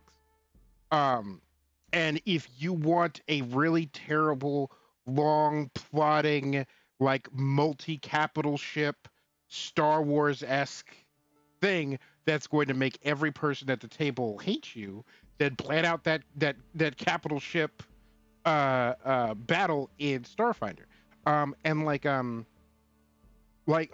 there's this like style of tabletop RPG, like the Powered by the Apocalypse games, Thirsty Sword Lesbians, where it's really just this focus on like very quick interplay between your players and them kind of like going at each other and like chit chatting and having a good time. That that a system like D&D, like a combat encounter in D&D, isn't necessarily going to be that. And so it really depends on what you're looking for, what you're trying to do, what you're in the mood for. And it's important to expand and, investigate other types of systems. And what kind of story you're wanting to tell, and what kind of story the people at your table are wanting to tell, because like we couldn't do the body and soul in 5e. Yeah, would not work at all. Would not work. But, and again, we're not saying like Powered by the Apocalypse is not my favorite. I've played a lot of Powered by the Apocalypse one-shots. I have fun with it for one-shots. I don't want to do it for a campaign. I know lots of people who love it for campaigns. So it's not that it's a bad system. It's not that it's flawed. It's just not how I play. Find what works for you and your table. I highly recommend reading. I mean, who's got the time? But just go get an RPG rule book and read it. Any RPG book, doesn't matter. Just look, because there is an underlying logic to every game. There has to be, or else the game doesn't work. And I've said this before, and this is going to be the spiciest thing that I say. And I know what I've already said. Right. Dungeons and Dragons 5e and Pathfinder 2, y'all can stop arguing. It's the same game. Okay, you have a character and a bunch of numbers. You roll a dice, you add the number. It's the same game. Yeah, the math works out a little bit differently. You have to keep track of it a little bit differently. One has a little bit more than the other, but essentially, it's a D20 system. It's the same game.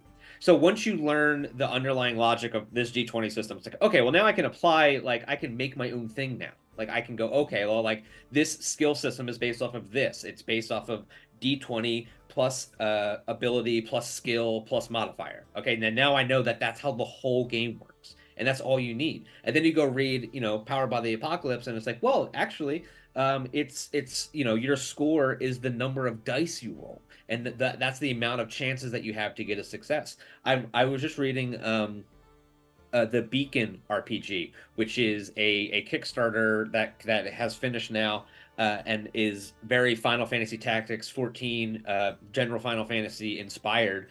And their extra dice, if you get a +1 to something, you add you add a d6. So if it's more accurate, you add a d6. But if you're also below ground or something, you subtract a d6. So all these different ways that are all these different ideas and logic paths to get to the same thing, which is a different way to use to balance randomization into some kind of result. So what I'm saying is, if you want to write, read. Which is classic advice. And look at, D20s are very swingy. D6s have a nice bell curve. How do you use that? How do you counter that, right? I don't like math, but I have to sit down and look at these. What are the probabilities? How do these behave so that I can make the game do what I want it to do? Now, I know, David, you've got a thing, but we've been here for quite a while. Yep. I want to make sure, because Mike, we've had so much fun talking to you, and we've had we know a little bit about who you are and how you run game, but I want the details on Dead Sundays. Tell us beyond just Starfinder. Tell us. So here's the thing about Dead Sundays. In 2010, I decided that I was going to devote my life to stand-up comedy. What? Believe it or not, that was not a wise decision. You don't say. Okay. However, I just I like doing things. I like performing. I like being in a space of being perceived, right? So I'm always constantly. So eventually, I found my I way. don't know anything about that. So eventually, I found my way to producing an actual play called Dead Sundays, where we play Starfinder every Sunday. Um, I Are am you also going to dead while say, you play it? what's up? Are you dead while you play it? No, no. Dead Sundays is I called it Dead Sundays because we're doing the Dead Suns adventure path, and the only day that we could all play was Sunday. And it just kind of fell Yep. together. Writes itself. So I'm going to give you one. If you're out there and you're like, man, I want to start my actual play, you should do it. First of all, you should do it. Always make the thing that you want to make. Two, don't worry about the quality. Just make sure that it's generally listenable and then improve as you go. Three, do any amount of research. Just do like the littlest bit. Just don't buy a bundle of Starfinder stuff because you think that no Starfinder actual plays exist. You're a fool. Somebody has done the thing. I don't know why I thought that. I was just like, no, I've never seen it, therefore it doesn't exist. Yeah, don't be aware, Be read Curse of aware. Strahd before you run it. Yeah, yes. Read the whole adventure before you run it, because if you don't, actually very good advice in season 1 of our show. In book 2, they had to go through the jungle. They were in the jungle for 2.5 weeks. We have a character whose whole thing is talking to people. There's nobody to talk to in the jungle. They were literally just sick and couldn't do anything the entire time. They were because uh, afflictions and diseases and status effects in Starfinder are They're nasty. Yes. And they're the most dangerous enemy that you're going to face is getting sick in the jungle.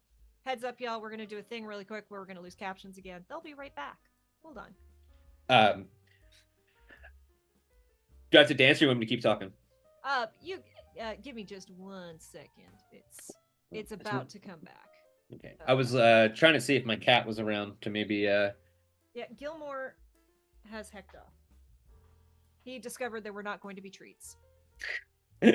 So yeah. My cat doesn't get treats. He gets oh man. My cat doesn't get shit. My cat don't get no. My cat gets $11,000 in hospital bills in the last 4 years, so he gets a lot. Shadowmane says Dr. Doolittle made it work. Okay, to be fair, we did not have the speak with animals amulet or speak with the dead amulet.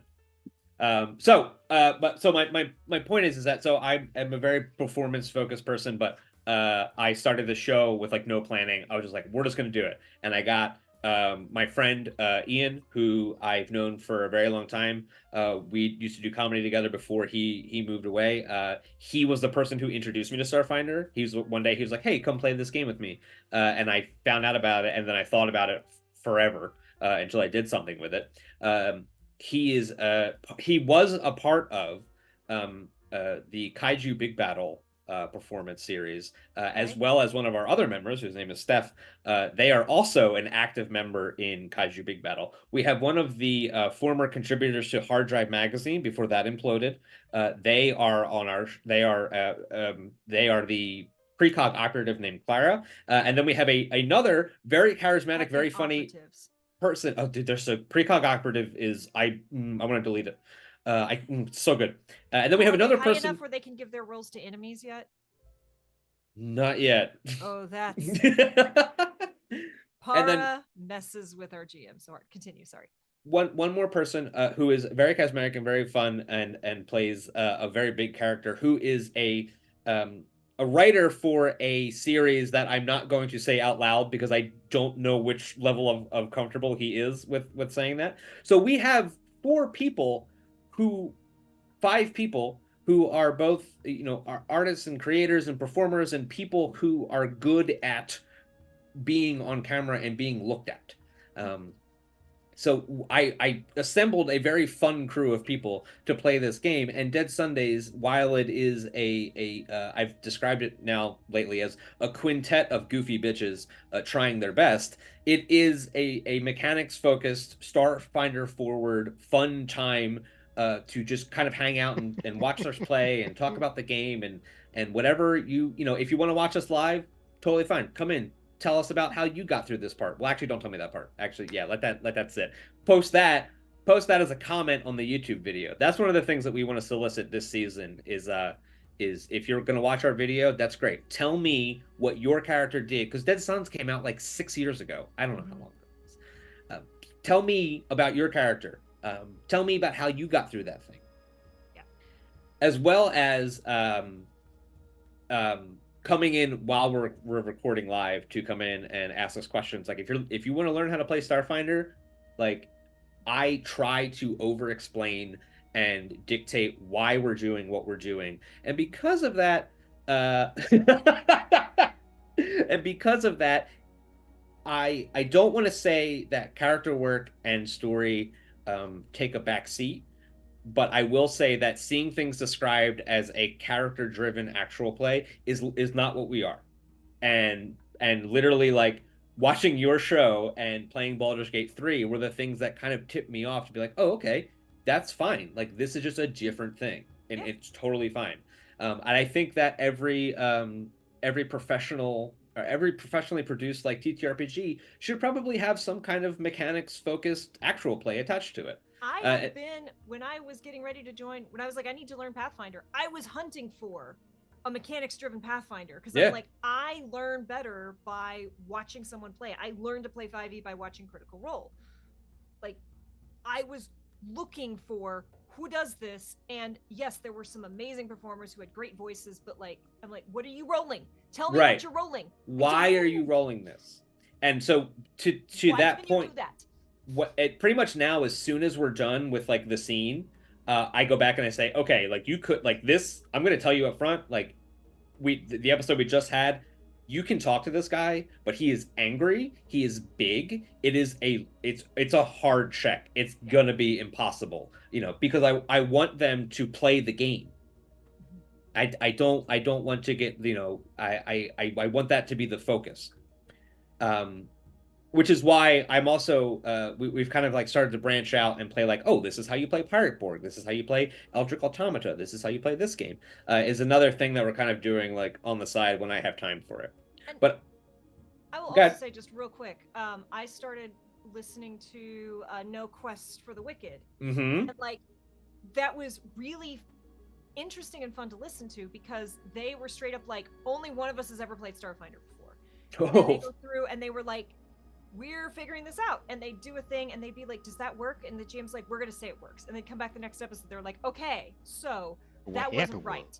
We're not like, we're gonna, whatever happened when we didn't know, we're letting it slide, but in the future we did this wrong, this is how it works, and this is why. There you go. We have done that a lot. What I used to do, which I'm not doing anymore, I used to go and take our 3-hour session and cut it into an hour, 2 1-hour sessions, and I would cut out a lot of the things that we did wrong and then go, oh, we didn't. Every TTRPG player has this issue where they read the thing that they want to do and then they just kind of skip the last line. They're like, I got what I needed, except the line that says, but this doesn't work on spells. This spell doesn't work on constructs. This can only be done in the daytime, shit like that. And that happens a lot. We've gotten a lot better at it because we've been playing it for almost 3 years. And but I used to do that, and I'm not doing that anymore. We're going to post the session as a whole because I think that cutting it up kind of ruined the flow of how it goes. And we're going to be posting them every other week, except for the first like 2 or 3 episodes. We're going to go bang, bang, bang. And if you're like, oh my God, I'm interested in Starfinder, but I didn't see the first 2 seasons, it doesn't matter. It literally doesn't matter.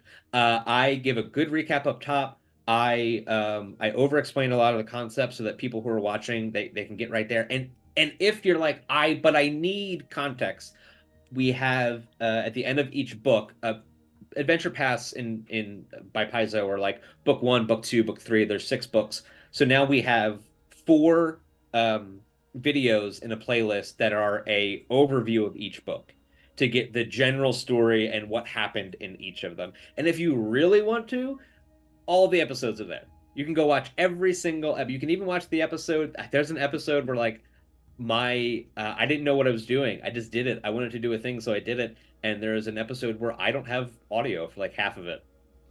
And I'm just like, there's nothing I can do. Like, this is just the way it is. You get the gist of it, but make the thing you want to make. Don't worry about it. You will eventually get better. And do a little bit of research.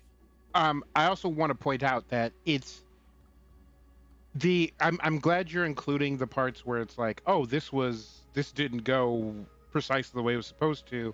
We have to go back and we have to look at the part of the experience of TTRPGs is going, hold on, I got to dig through the book and figure this out. And part of it is knowing the system well enough where you can go, okay, I'm sure there's a rule for this, but we're not going to take the time. Yes. And getting that sort of like ebb and flow of like when someone goes, hey, I want to do blank, and you're like, I roll for it, or hey, I want to do blank, let me check some things. And that's like when people cut out like the mistakes, or like they don't go back and like explain them. People who are trying to not just learn the system, but learn how to play TTRPGs, learn how to run actual plays, they don't get that part of it. Leslie, your ears must have been burning because we were talking about you the whole time. Right, yeah, this whole episode has just been, but like, you know, everybody points to Matt Mercer, and Matt Mercer has been like, oh, this was just totally wrong, and I messed this up. Matt Mercer has had encounters where he's like holding like the paper, and he's like, well, all this goes into the garbage. Yeah. And I think that is not only satisfying for the players, but an essential part of the experience. Like, you know, having to build something on the fly, having to make a call in the moment, going back later and being like, okay, so you did this thing like 3 episodes ago, and I went and did the homework, and it's not supposed to work that way. That's fine. We're going to leave that in the past. But going forward, and negotiating with players, like, I will let you do that. That thing is so cool. I will let you do it once. If you pull this thing again, that's what we I'm call saying it. No. That's what we call it. The first time I ever did a spell in Starfinder, there's an energy disc, and I threw it, and it's supposed to bounce, you know, Captain America style, and it's not supposed to hit the same target twice. Ian let me hit it, bang, bang, bang, bang, bang, bang, bang, bang. And when I looked it up, I was like, hey, that was actually wrong. He's like, you did a superhero move. That's it. So that's just what we do now. Like, if we mess something up and it works out really well for you, that was just your superhero moment. You got it. Also, I do want to say, very important, you cannot play by the rules if you don't know them. So, you know, have fun with that, whatever you want to do. I will also say, too, I know why the black square is showing up, and it's not a you're bad, David. It was a rendering problem with the overlay, I do believe. Okay. Sometimes Photoshop just doesn't render things correctly. Happens. Obnoxious. But also, like, how and when to gently and correctly communicate information to other players. Like, not just GM to players, but like, I've played a lot of 5e, and I've played a lot of 5e with either in the Fey realm or with characters who are very connected to the Fey realm. I know a lot about Fey because I love that stuff. Wild Beyond the Witchlight is probably the best 5e book that has ever been put out. Fight me. And I jumped over to Pathfinder, and I was deliberately playing a character who was incorrect about a lot of Fey stuff, because like they were very Irish coded and very like the Irish, the old ways, you know, just leaning into that. So a lot of what they had was incorrect on purpose, just because I think that's funny. Like, they were like half Fey. But we encountered a hag, and so I start quoting rules of hospitality and stuff to the hag. Hags in Pathfinder are fiends, not Fey. Everyone at the table knew this, and no one told me. And I'm like, that's good. I would have been so happy to have amended stuff had anyone told me. Well, hold on. But that your character was being wrong on purpose. So like, you know, it does fit. But at some point you do have to kind of like pull the veil back and go, hey man, I know it's an ice monster, but like not everything that is ice has fire, whatever. Yes. It sometimes it does, but like it's not Pokemon rules. Like it's not all the time. So yeah. I will say I want to recommend a book to everyone that I've been reading. It is called How to Write Adventures That Don't Suck. It is Ooh. produced by Goodman Games. It is on their website. Goodman Games produces the X Crawl series and the Dungeon Crawl Classic series, which are both kind of like old school role playing, which is more about like lethality and kind of an adapt. It's like 2.75 Dungeons and Dragons. Mm-hmm. Hey, come here. Come here. I'm trying to get the cat. Hey. Ooh, Hey. ooh. This is Twig. We have a command for this. Yes, we do. Twig cost me $11,000. He is 4 years old. He has had double knee surgery, and then in October he decided that he wasn't gonna pee anymore, and we had to have that problem fixed. My first cat had that problem. Yeah. So. Oh, and Yikes. there's an emote of him too. So if you want to subscribe to the twitch.tv/Logar the Ogar, that's his baby picture, and I took that right after he bit me. Yeah. But adventure modules that don't suck by Goodman Games. There's a lot of good like literal writing advice in there, which is very good. And just a lot of like very classic, like, hey, I've been in writing this for 30 years. Like that's just what I've been doing. It's a very good book, and it's kind of like it has confirmed a lot of things that I've kind of picked up by myself, but has put it into a word, like a structure that I can read and go, okay, this is why it's good. I knew it was good, but I didn't know why. That is so useful. Like, I played TTRPGs on stream for a long time before I took my first improv class, and it was like, oh, I know all this stuff, but like now I know like the and the reason that works, and there's a word for that. That was actually the experience I had at PAX, as I sat in two different how to be a TTRPG freelancer panels, and I was like, oh, this is great. I kind of knew all this and assumed it, but it's very validating to have somebody who is like literally doing it be like, no, this is how you do it, which is a whole other conversation that we don't have time for. Yeah, I was very unpopular in my first improv class because they were all like, well, you've clearly done this before, and I'm like, no. I've mentioned it before. I don't like improv. I don't get it. It's really like and I'm not trying to be a hater. It's just I don't click with it, and I know why I don't. But I took an improv class at the comedy theater, and when I went there, they were like, does anybody have any comedy experience? Of course, I knew the guy teaching the class. I was like, well, I do. And then 75% of the people who were taking their first comedy class like leaned forward and were like, yeah, we've all seen you. And I'm like, well, then what the fuck?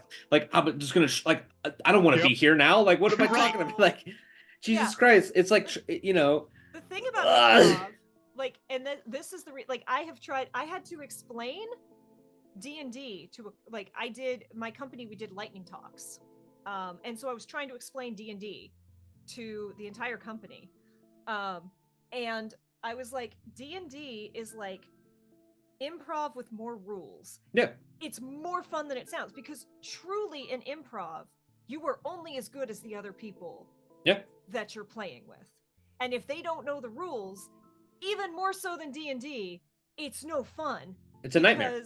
Yeah, this one woman who was trying her hardest, it's like, you're furniture shopping, go, right? And it's just so, it's the ultimate rules light. I couldn't do it. Like I realized that the reason that I could never do improv is because like a lot of improv is not being yourself. Yeah.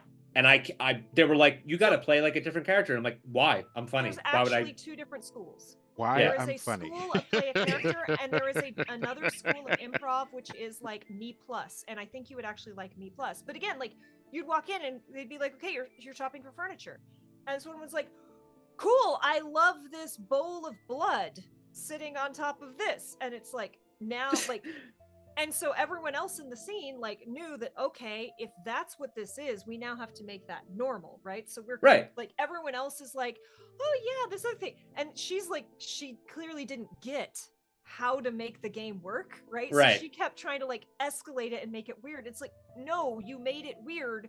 So now we have to make the weird normal. Right, you And gotta that's go how the it's other funny. way. But she could like, Somebody and so- offers you a glass of water and you like vomit. Like that's, you know, you have to do. Please do a fucking bit. Do one bit while you're in the Yes. improv class. It just Yes. reminds me of that. I never mentioned The Office, but that's that Michael Scott scene where he's just constantly like, "And I have a gun," and I've played a lot of improv games with people like that, and I'm okay, thanks. Plus, it's expensive. Don't do improv. It is. Just go hang out with your friends. It's the same thing. I just got hit. Is it the same thing? Yeah. No, because I have not taken an improv class, mostly because I don't have that kind of money hanging around. Yeah. But I've met people who spend a lot of money and a lot of time, and that group of people and my friends are two separate people. Yep. So it doesn't seem like I will also say the thing I liked least about the improv class was how they were always pressuring you to do a show and invite all of your family and all Yeah. of your friends to come It's a out cult. and watch your improv show. It's a And I'm cult. like, but the Okay, people, let's it's a talk about it. multi-level marketing scene. the people Okay, so we're I'm gonna doing get into this it. All right. are not as good as the people that I play D&D with on stream. So I'm Exactly. just gonna play TTRPG. Right, just go. That's what Dave. That's what I was saying. Just go hang out with your friends. Don't spend $1,200 on 4 levels of improv classes so that they can teach you how to hold a cup. I literally went to a workshop that was called Object. I mean, me too. I literally went to an object workshop that was about how to sit in chairs and how to pull out chairs and how to hold cups. Now, I will say I have seen some incredible improv. Yes. But I have also the 99% of what I have watched is dog shit. Yeah. It is. I I cannot believe I paid $15 to watch this, whatever this is. I have no need of a how to interact with props class because I watch Star Trek: The Next Generation and I know how Riker interacts with chairs, and that's all I need to know. Yeah, I sit on chairs like that now. We Right? Me started. too. We Yeah. started this stream in the green room with the anti-stand-up comedy. Yeah. Just So you all if know. for those who don't know, I was a stand-up comedian in Philadelphia for a very long time. I'm still in Philadelphia. I'm not a stand-up comedian anymore. I will be for the right price if you're interested. However, you cannot meet the price, which is part of why I stopped being a stand-up comedian, because there's a person now who is being seen a lot, and he is very out there right now. You will probably see him on a weekend theme show that happens at night, and it happens live on a weekend at night. On very what often. particular day of the weekend? It is. I will not say which one. Okay. Fine Does it start with an interact. S? Yes. Does it Fine begin with interaction of fine interaction of a human being. He's but one of the things that happened when I met him was that he had moved from somewhere else, and he was able to kind of like integrate himself into a lot of I'm being very careful with what I say right now because I remember when things started to happen for him, and everybody was like, wow, things are happening for him. And then I would like see him and he like couldn't afford a beer. And that was the moment that I was like, oh, you are literally artists. Look at me. Look at me. You are expected to allow people to not give you the respect that you deserve in order for you to eventually be allowed to demand the respect that you deserve. I'm not saying that they particularly disrespect you on purpose. I'm saying that they do not give you the respect that you deserve, because art and artists and ability is based on this idea that it is a magical property that we have. It's magic. Oh my God, I could never learn how to draw like that. But you could if you just were gonna draw every day. Like they didn't if you come out just of the womb like that. 1,000 hours into it. Right, like but some of us have sunk into Rock Band. I'm very good at World of Warcraft. Right. Right. Okay. Eric being a cat perch. But I would go and do shows, and like even if I'm just gonna go do an open mic, right? I would be doing 5 minutes that night, right? My night would be 4 hours long because there's 40 other people there also trying to do the same thing. I remember driving an hour to do a show and then getting a door cut, and it was $5. And then being like expected to be like, oh man, thanks. Like, no, if you have the money to rent a room and charge for a show and get people in the door, you don't keep that money. You give the money to somebody else. If you run a comedy festival, you can go fuck yourself. Every year, they convince people to. I'm sorry. I know I'm going on. No, They convince Yes. people No, I'm here for this. Heavy. Yes. to spend every year. They convince you to pay money for an application to maybe look at the video that you linked, and then if they don't accept you, you do not get the money back. So if you get 2,000 submissions for $35, that's $7,000. Plus they charge like $20 a ticket. Plus they got the money to bring in for the headliner. I'm not exactly sure like at what point I kind of was like, no, this is dumb and bad and people should not be a part. The amount of times, all right, I'm gonna say something.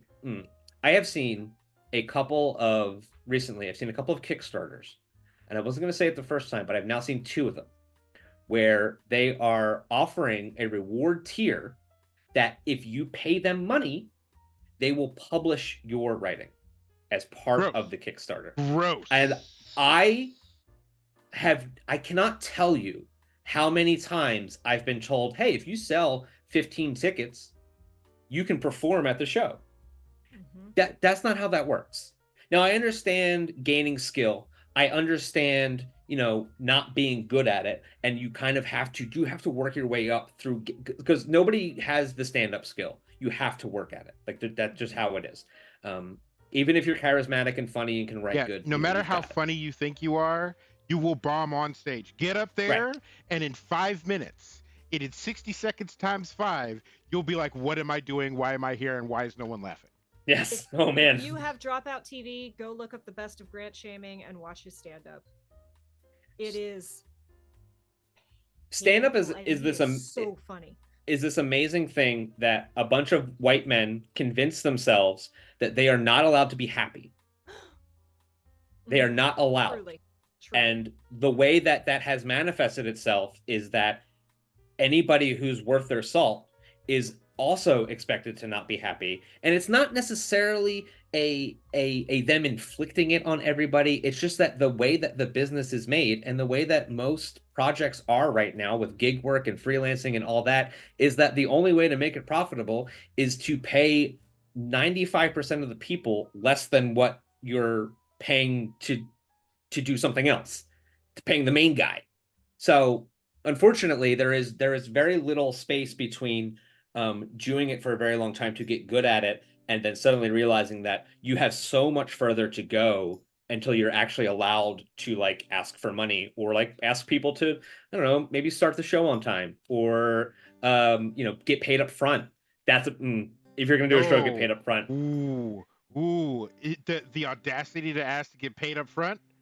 Yeah, there are plenty of comedy, like big name comedy clubs you've heard of, where if you walk up and you're like, by the way, pay me before I get up on that stage, where they will laugh you out of the door and write a text message and have 3 comics replace you immediately. Yep. Insane.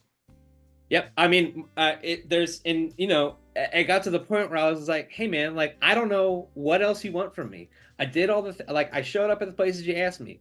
I clearly have demonstrated that I have, the acumen. Like, I don't know what else. And then every once in a while, like, they'd be like, oh, well, why don't you come try out for this thing? And then, oh, weird. They booked somebody for that wasn't a part of any of the other things. They just grabbed somebody else. And I was like, this guy can come too, though.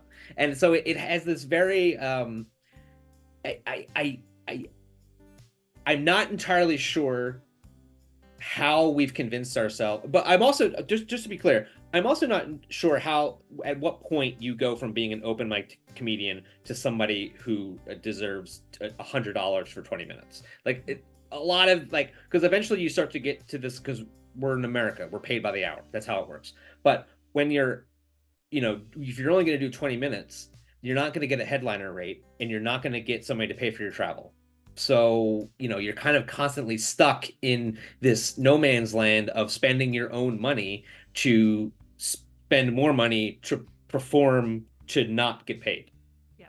But it's because you love it. It's because you love it. And it's passion. I hate to say it, but very, very much the same thing for TTRPG space. Oh yeah, and like another huge thing that I want to say about TTRPG is that this space is not nearly as big as everybody thinks it is. Oh, it is about 10,000 people all sharing the same $20 bill. Yeah. We just give it to you, and then you give it back to me, and then I give it back to you. It's the convention artist thing. Like I was listening to this show, and one of the things that you said was like a lot of actual plays went under the other year. And I'm like, hold on. Actual plays can be over? Yep. They can like gain, like that doesn't, like unless it's produced like, by the company, I'm thinking that we just do, like, we're just having a good time. Like I just want like the ad revenue. Like that's all I really want. Like, I can't imagine, like I've heard people say things like, oh, I'd like to take it all the way to Hollywood with my actual play, and I'm just like, hey man, like I gotta be real honest with you. Go for it. Go for it. Yeah, I'll see you. I'll see you in 6 months. The number of Hollywood script writers who come to me and are like, "You work in video games. I want to sell a video game script," and I'm like, "That's not how that." It's not a script. I mean, it has a script, but it's not a script. The way that you're thinking. So I think that like if you are a TTRPG creator and you are like kind of frustrated with the way that the business is, or you're thinking that you're not getting the traction that you should, it's because you actually might be getting the traction that you should. Like I put stuff up on Starfinder Infinite. I have bestsellers on Starfinder Infinite. I had something last month that was featured as one of Paizo's best-selling third-party modules. It sold 2. It sold 2 copies, and I was in the top 5 bestseller. So I want you to know that if you're making Dungeons & Dragons 5e content, you are competing with long-term professionals who have very good production value and are also making the most popular form of TTRPG content. The amount of times that I have to explain to people like, hey man, what are you up to? Haven't seen you in a couple of years because you don't go to comedy shows anymore. Well, are you familiar with Dungeons and Dragons? Conceptually, yes. Okay, now sit down so I can explain 5 other things to you. Yes. Yep. And that's what I've been up to. So I go ahead. We also spend a lot of time. I had a lot of people. I've been involved with a lot of actual plays trying to start up. And they're like, what do we play? And it's like, do we play Dungeons and Dragons because it's got the big audience and everyone knows what it is, but there's more competition? Or do I play the Starfinder or the system that no one's ever heard of because almost no one else, there are other people playing Starfinder. Let me be very clear. Oh yeah, absolutely. The I've made friends. So much smaller, but also the audience is so much smaller because all anyone knows is Dungeons and Dragons. And it's like, play what you want to play unless you are actually getting support from that company. Yes. So I don't want to say something along the lines of like, oh, Critical Role has like ruined Dungeons and Dragons, but I think I'm going to bring up a very specific Reddit post that I read, and it was about a girl who had made a character, and the character was a half-elf, and she had written the backstory to be about an allegory for her mixed heritage, and she brought it to the table, and she was very upset that the dungeon master basically did nothing with it.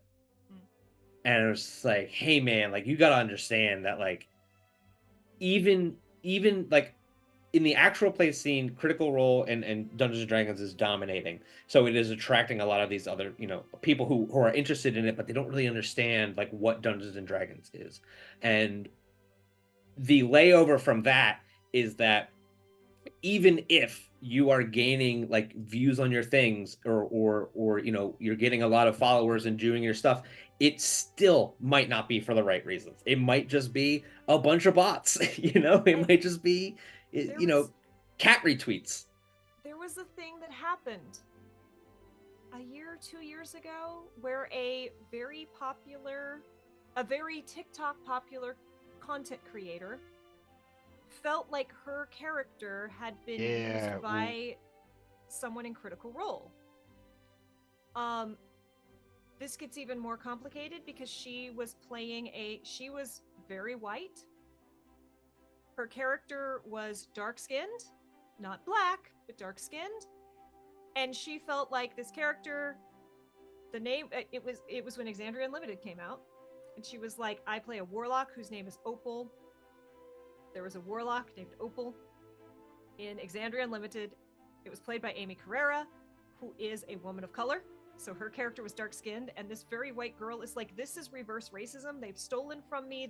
They're claiming my character like, was doing all of the bad things, and is like, I know that Critical Role has seen my stuff because my TikToks get 1 million views each. And I'm like, Matt Mercer is not out there watching your TikToks. Like, I promise you, Matt Mercer has never seen your content. Yeah, that like it's crazy. Like to people, like people don't really like.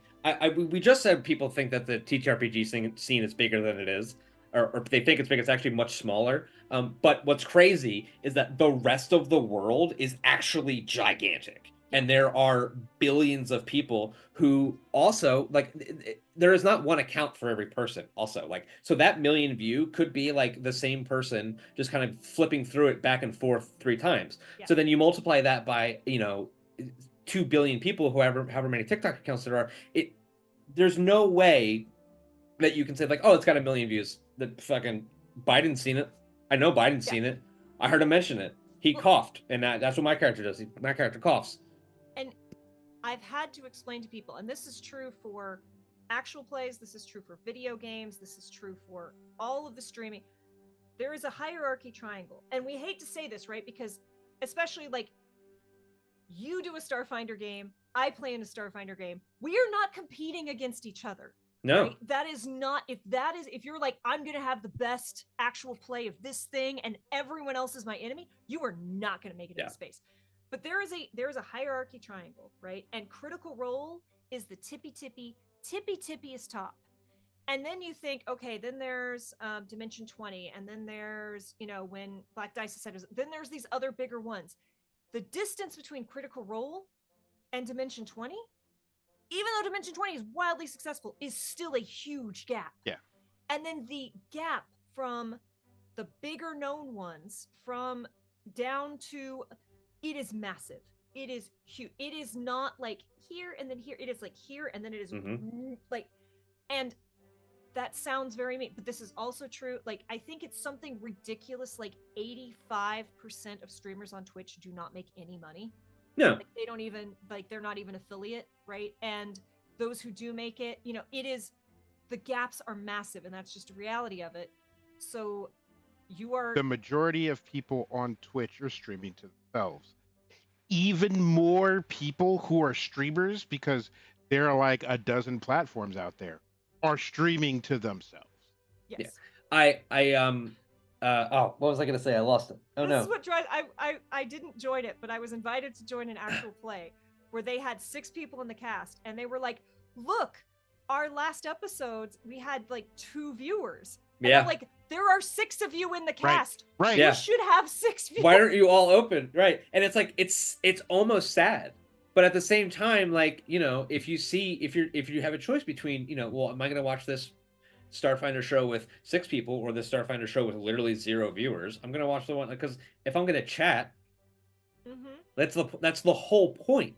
But what I want to say is that, like, the people who bust out, I don't want to say it like that. The people who are very successful are very successful at an industry, like, we'll just even take regular streaming. And this is what I learned from comedy, is that what you have to do is you have to always be available to be applicable to apply for the lottery. And then And then after you are always available and your production value is good enough, eventually out of a sea of 1,000 people, you've beaten the sea of 100,000 people, and now you're in a sea of 1,000 and you have to win the lottery again. Now, it is easier for some people. Attractive people get more attention, but they also get the wrong kind of attention. So they have to balance, getting this very quick influx of attention for the thing that they're doing, and they also have, dudes who don't wear pants that fit. And thinking that you're going to be like, oh, I'm going to do this, and then I'm going to do this, and I'm going to do this, and then I will be a massive Twitch streamer is not true. And you have to do all the marketing, and your production value has to be good enough. And the invisible work. You can be very funny. I have seen incredible performers at a table where they were not given the space to be incredible, or they did something really clever and no one interacted with it. Yeah. And so it fell flat. Right. And when you're recording on Zoom like this, that happens. That's part of it. Like, you have to kind of work with the medium that you have, and sometimes you're going to say something and your mic cuts out right as their mic kind of like they turn their head and it's just off their ear a little bit and they're not going to hear it. And that also happens sometimes. So when you're comparing yourself to something like Dimension 20 or Critical Role, remember that there is not only a production team behind them, there is a production team after them and before them that are setting up and making this whole thing happen. So when you are out there and you're like, man, wow, why am I not getting, the views that I'm like, well, it's because, they're streaming in 4K and you are only applicable to stream in 1080p. And that's, for some people, I have a friend who used to play Starfinder, and I said, hey, I'm starting the Starfinder thing. Why don't you check it out? And he said, hey, man, you're really good. I got to tell you, I can't listen to it. I have really sensitive ears. I'm an audiophile. I have been my whole life. He's like, it's good. It's not for me. And it's very honest. And so like you suddenly learn this, like, oh, okay. Yeah. There's just people that you're not going to get. I have a TTRPG friend who's like, I have balanced the exact audio levels for this, and I will not listen to actual plays without audio. I have another TTRPG friend who's like, my partner is very sensitive and cannot listen to actual plays that have music behind them. So my actual plays do not have music. Interesting. You will never hit everyone. And I'm also going to say, and I hate that I say this, it is the bane of my existence. I hate this fact. Your 2, 3, 4 hour actual play is not going, I'm not saying it's not going to be successful. It is not going to go viral. It is not going to get the hits. It is not going to get the eyeballs if you do not know how to make short form content out of it. Yep. That is so 100%. That is a skill set on top of a skill set. You have to know how to edit it to make it ready to go. Then you have to know how to find those clippable moments. You have to make a clip that is 1 to 3 minutes or less, ideally less. You have to know how to make that visually appealing to. Hey, and if you want to check out how you do that, you can head over to youtube.com/@deadsundays to view a couple of our clips from season 2. And don't you worry, babies, there will be many more clips happening in season 3, because part of the reason that I decided that I was going to upload one long video every 2 weeks was because now I can have the thing that I want, and then the attraction gain is going to be the week and a half of shorts that I cut up. But I had to learn how to do all that, and I didn't think of any of those things when I bought the Starfinder bundle from the guy 2-3 years ago. Yeah. And now I'm like doing all this stuff that I never thought I was going to. But I will say that if you are doing that, I will give you one piece of advice. There is a way that you can add a marker to your stream. I use a stream deck. I literally have a bunch of buttons in front of me. I can hit a button and it makes a clip and it puts a marker there. You can put it in your OBS. You can, if you need to remember that something good happened, do it. Also, you gotta watch your own content. I know you want to go like, oh, I already saw it, so I know what happens, but you got to do it. You got to do it. I will also say, if you have StreamerBot, if you see we pop up and it says command clip, if you type !clip, so you, the audience, have control, it makes a clip, it puts it in our Discord, and it marks the stream for me. So you are helping me on so many levels. Everybody's learning something today. I gotta get that. a lot Anyways. of the short form content we have is people are watching us and they're like, that was funny. Clip. Yep. Boom. Thank you, Ribbonanza. Thank you. Thank you. But yes, and I will also say, and this is the other thing, why isn't it working for? Oh, it's just taking a minute. I will also say, like, know what your game is to market it, and that's why the I had a moment of like, oh no, because friends at a table really doesn't sell. No, I mean, look, I don't want to talk. I did see somebody say something the other day. I mean, I'm on Twitter all day. And also, we've established this. I'm a hater, born a hater, die a hater. I am a contrarian. Y'all are You're dumb. a stand-up comic. Yeah, yeah, no. Yeah. The only person I hate more than everybody else is myself. Okay. But I saw somebody post something along the lines of like they took a screenshot of somebody's description of their show, and flaccid, cute fungus, tuberculosis taco left. Wow. That's thanks for the auto name on our clip, Twitter. And the description was, and I think this might have been when it really clicked for me, was the encapturement or something along those lines, the capturing 4 friends at a table creating stories together. And somebody had taken that screenshot and posted it on Twitter, and they were like, this is the Christian husband, father, gamer of descriptions. And here's what I want to say to that. 1, you're right. It's bland. 2, it doesn't matter. Make the show you want to make. If you really are husband, father, Christian gamer out here, fucking do it. Post your Jesus Christ RPG superstar, like whatever game that you're playing. Like, do it. Do the thing that you're going to do. But I will say that if you are doing something like that, you do need a copywriter. Like it does have to be like, there's a billion of those. Like, you got to figure it out. The show has to be about something. You have figured out, like, we are really focused on mechanics. We are Starfinder first. And that is the thing. That's, people know what they're getting into there. And so, even if that's all you got, that's so much. Like, we talk table talk show, indies to intersectionality. We're not going to be out here dishing about the latest hot gossip. I mean, we will if it's really topical, but we're not going to focus on it. We're focusing on life stories and indies and yeah. Sorry. So, many years ago, I went and saw a very famous author host a discussion about 4 writers.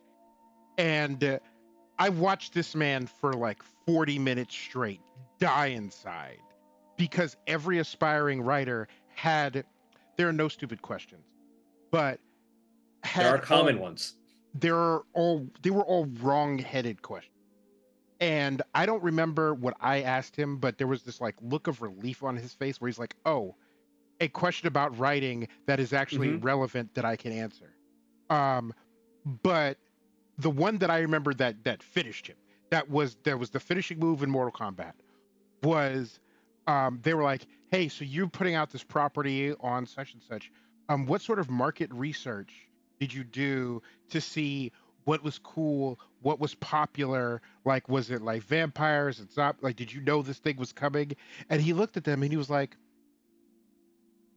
I wrote something that I was interested in. Like, I thought this was cool. What do you mean, market research? I had a fever dream, and then I wrote it down, and then I made it into a book. Like, that's how half the God Plane was written. David. And that, honestly, dude, that mindset of like, did you do market research before you wrote this book? Dude, fuck you. That's why AI art exists. Yeah, and I watched him die. And so, and to circle back to like what Kay and I have said on this channel many times is, don't let me or Mike or Kay or anybody tell you what to or not to make. If you're like, I want to do this, then go do it. Because the number of times that I have looked at somebody and gone, wow, that's a terrible idea, and then seen it on ABC is more than once. But like do whatever it is. Like, if you want to do dudes sitting around at the table having a good time, great, go do it. But once you decide to do it, it's important to understand what you are doing, what the point of what you are doing is, and what direction you are heading in. Because if you don't, one, you won't be able to market it, and two, you'll lose your way. Like, Yeah.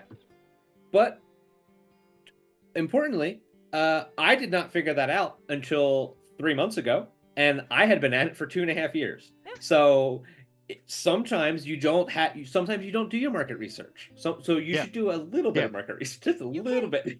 You can do it. Like, and again, this is a lot of how do you make it easier for yourself, both to tell the story and to get other people to watch your story. Because while I say we're not competing, right? I'm not like Mike is my mortal enemy because we're both in Starfinder games, so his Starfinder game has to die. that's not why we're mortal enemies.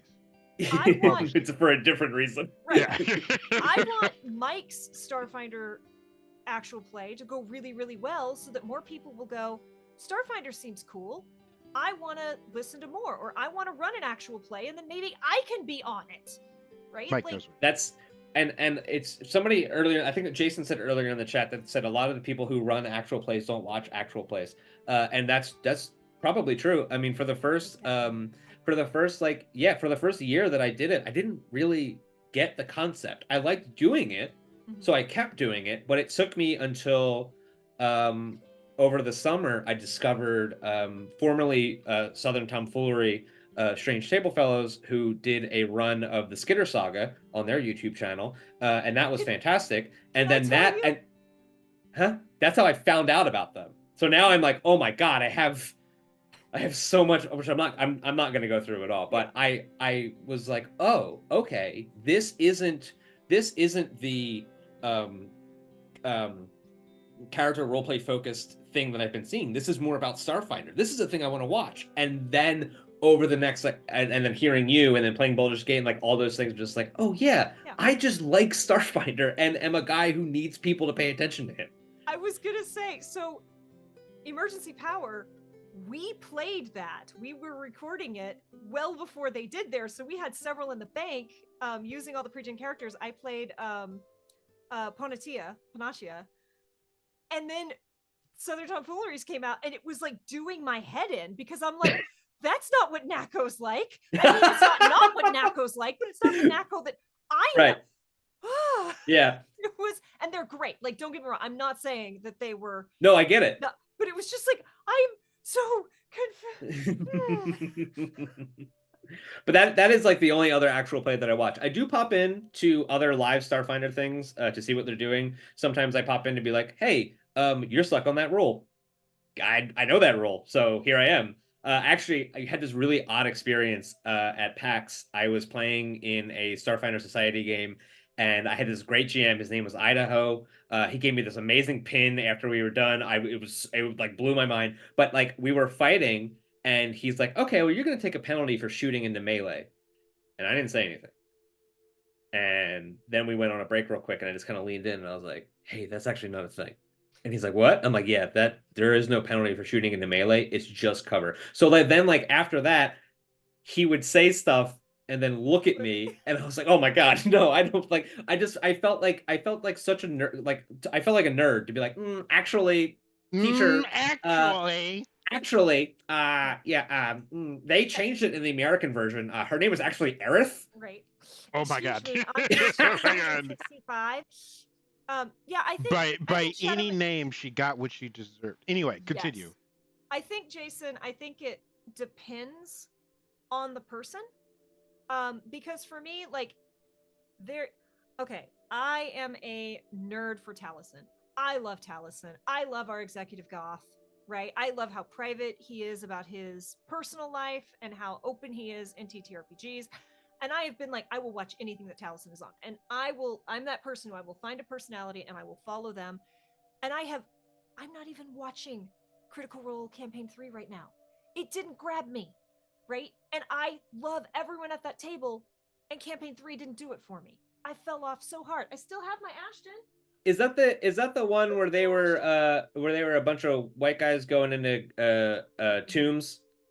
Is that what campaign 3 was, or was that something that else? was the opener for it, but they. Oh, okay. I remember that, and I was like, "Ooh, no!" That was like they're a bunch of Hollywood white people going. I know, like, yeah. We're They going sometimes for camp, and then they went, shit. Fuck. Because to be fair, I mean, it does sound fun, to go exploring in a place that is old and probably dangerous. But without like somebody to be like, "Hey, man, actually."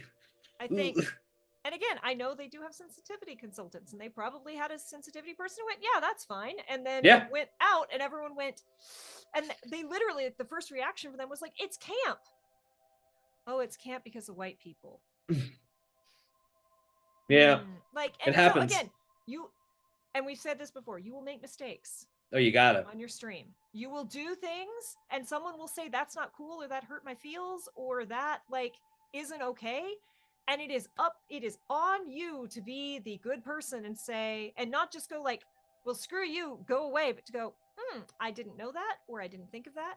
I had a friend call me. I had a very good friend. I was asking people about something, and a friend was like, that sounds terrifying, and that reminds me of this thing that happened in the not so distant past. And I'm like, that didn't even occur to me. I will never bring it up. Thank you. Right. Like, I mean, it was even mechanics within a game. And I was like, I am changing what kind of damage that is so that it's not this exact thing. Mm-hmm. But yes, we have been going for 2.5 hours. Yeah. And I could go for another hour and a half, but I feel like we need to wrap up, and I want to make sure that you get to promote Dead Sundays and talk about all your really good stuff, because I did it a couple times, but I'll give you the actual schedule this time. So last week, last Wednesday, we posted our recap video of book 4. Then 2 days later, I released a Dead Sunday Starfinder Enhanced trailer. And very important, I didn't love it, but I liked it. So I posted it because it had the information I wanted, but I wasn't in love with it. But I did it anyway. I made the thing I wanted to make, and it was perfect be the enemy of good.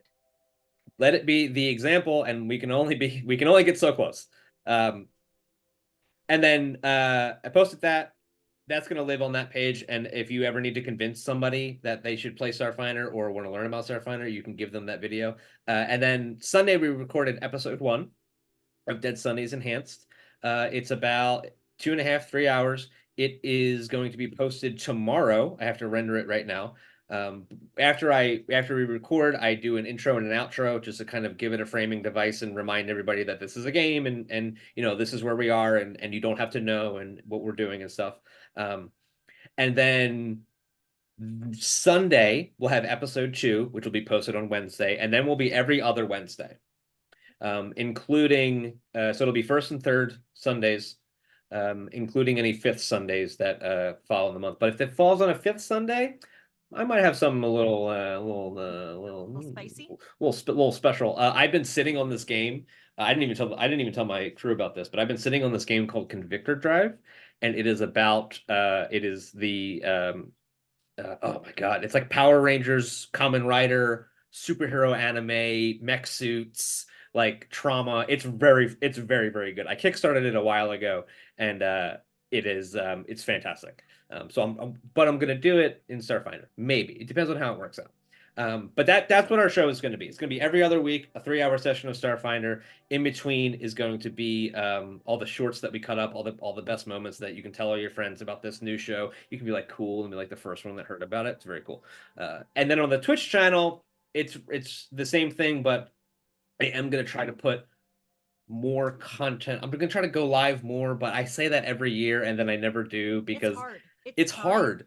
It's hard, and like I have to make these shorts. Like my friends are very funny, and I have to repay them with views. That's the only thing I can repay them with. Because by the way, they don't get paid. I don't get paid. They don't get paid. Nobody gets paid. There's no pay that's happening. If the show makes any money from ad revenue, that goes right back into buying materials for the show. Because the show is great. Now, if it pops off, super pops off, that's different. However, I want a lot of people to understand that unless an actual play has production value, and unless it is produced, and unless it has investor money, you are not going to get paid. And that is fine, because you just like it. Now, I know that goes against what I just said about knowing your worth, but you have to understand that, like I said, we are sharing the same $20 back and forth. Yes. Yes. So you don't have to do it. You can just not do it. That's perfectly fine. I have been paid to be on You- shows right. or to run, but it is not the majority, and it is like most of what I do is not paid because I want to tell stories with friends, and I would rather tell stories with friends than sit around and not tell stories and wait for someone to hand me $50.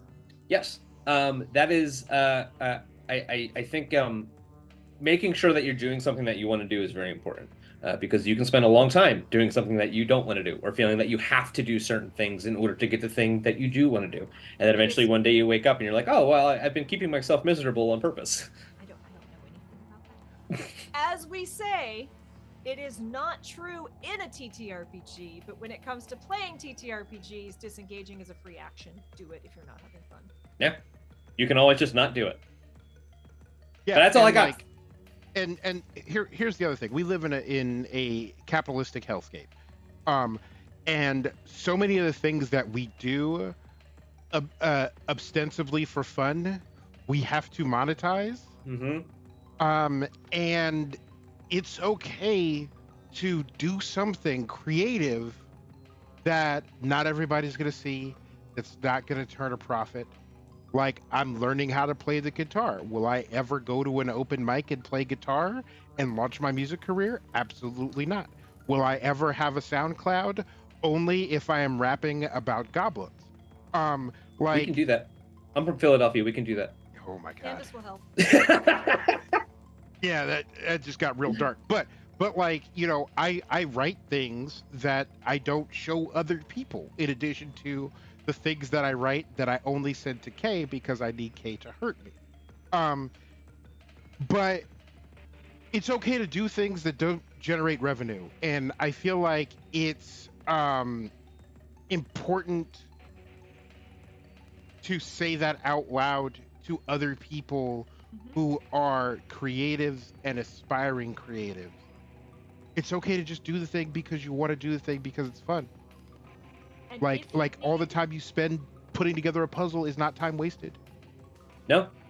And if you need like comfort, if you need to like justify it to yourself or to someone else, how much money would you be spending if you were buying a new video game to play every time you're playing TTRPGs? How much value are you getting for your time telling stories with friends and bonding versus having to throw down for the new Madden or the new Call of Duty every single time?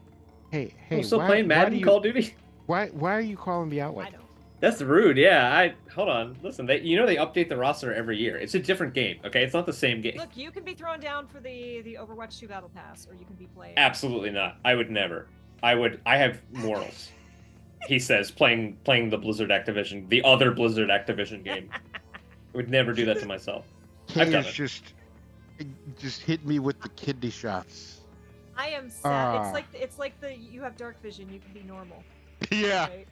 Yeah. I'm just savage. Okay. We've lost our captions. We did. We are going to wrap it up at this point. So thank you so much, Mike. David has been dropping links in chat on the VOD. There will be all of the links. Go check out Dead Sundays. Enjoy you some Starfinder, because I sure as heck do.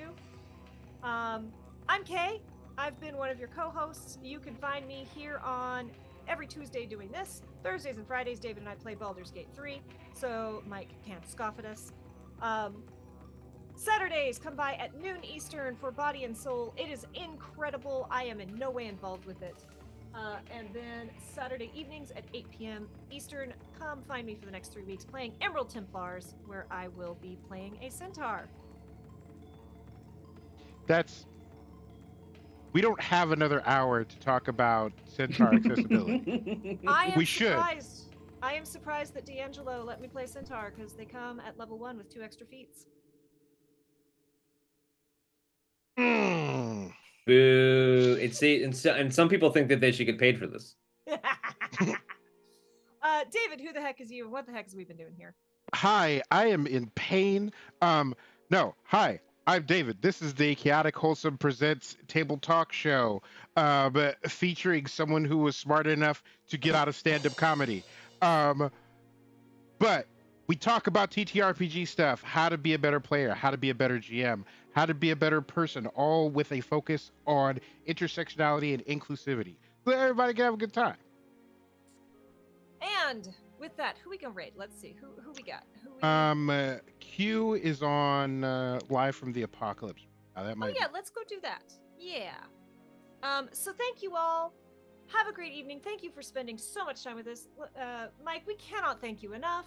This was great. I had a great time. I did I've been too. thinking about this like every day for the past month and a half, and it was everything I wanted it to be. All right, Awesome. y'all. I got to talk shit. Be kind to yourselves, be excellent to others, and we will see you next time.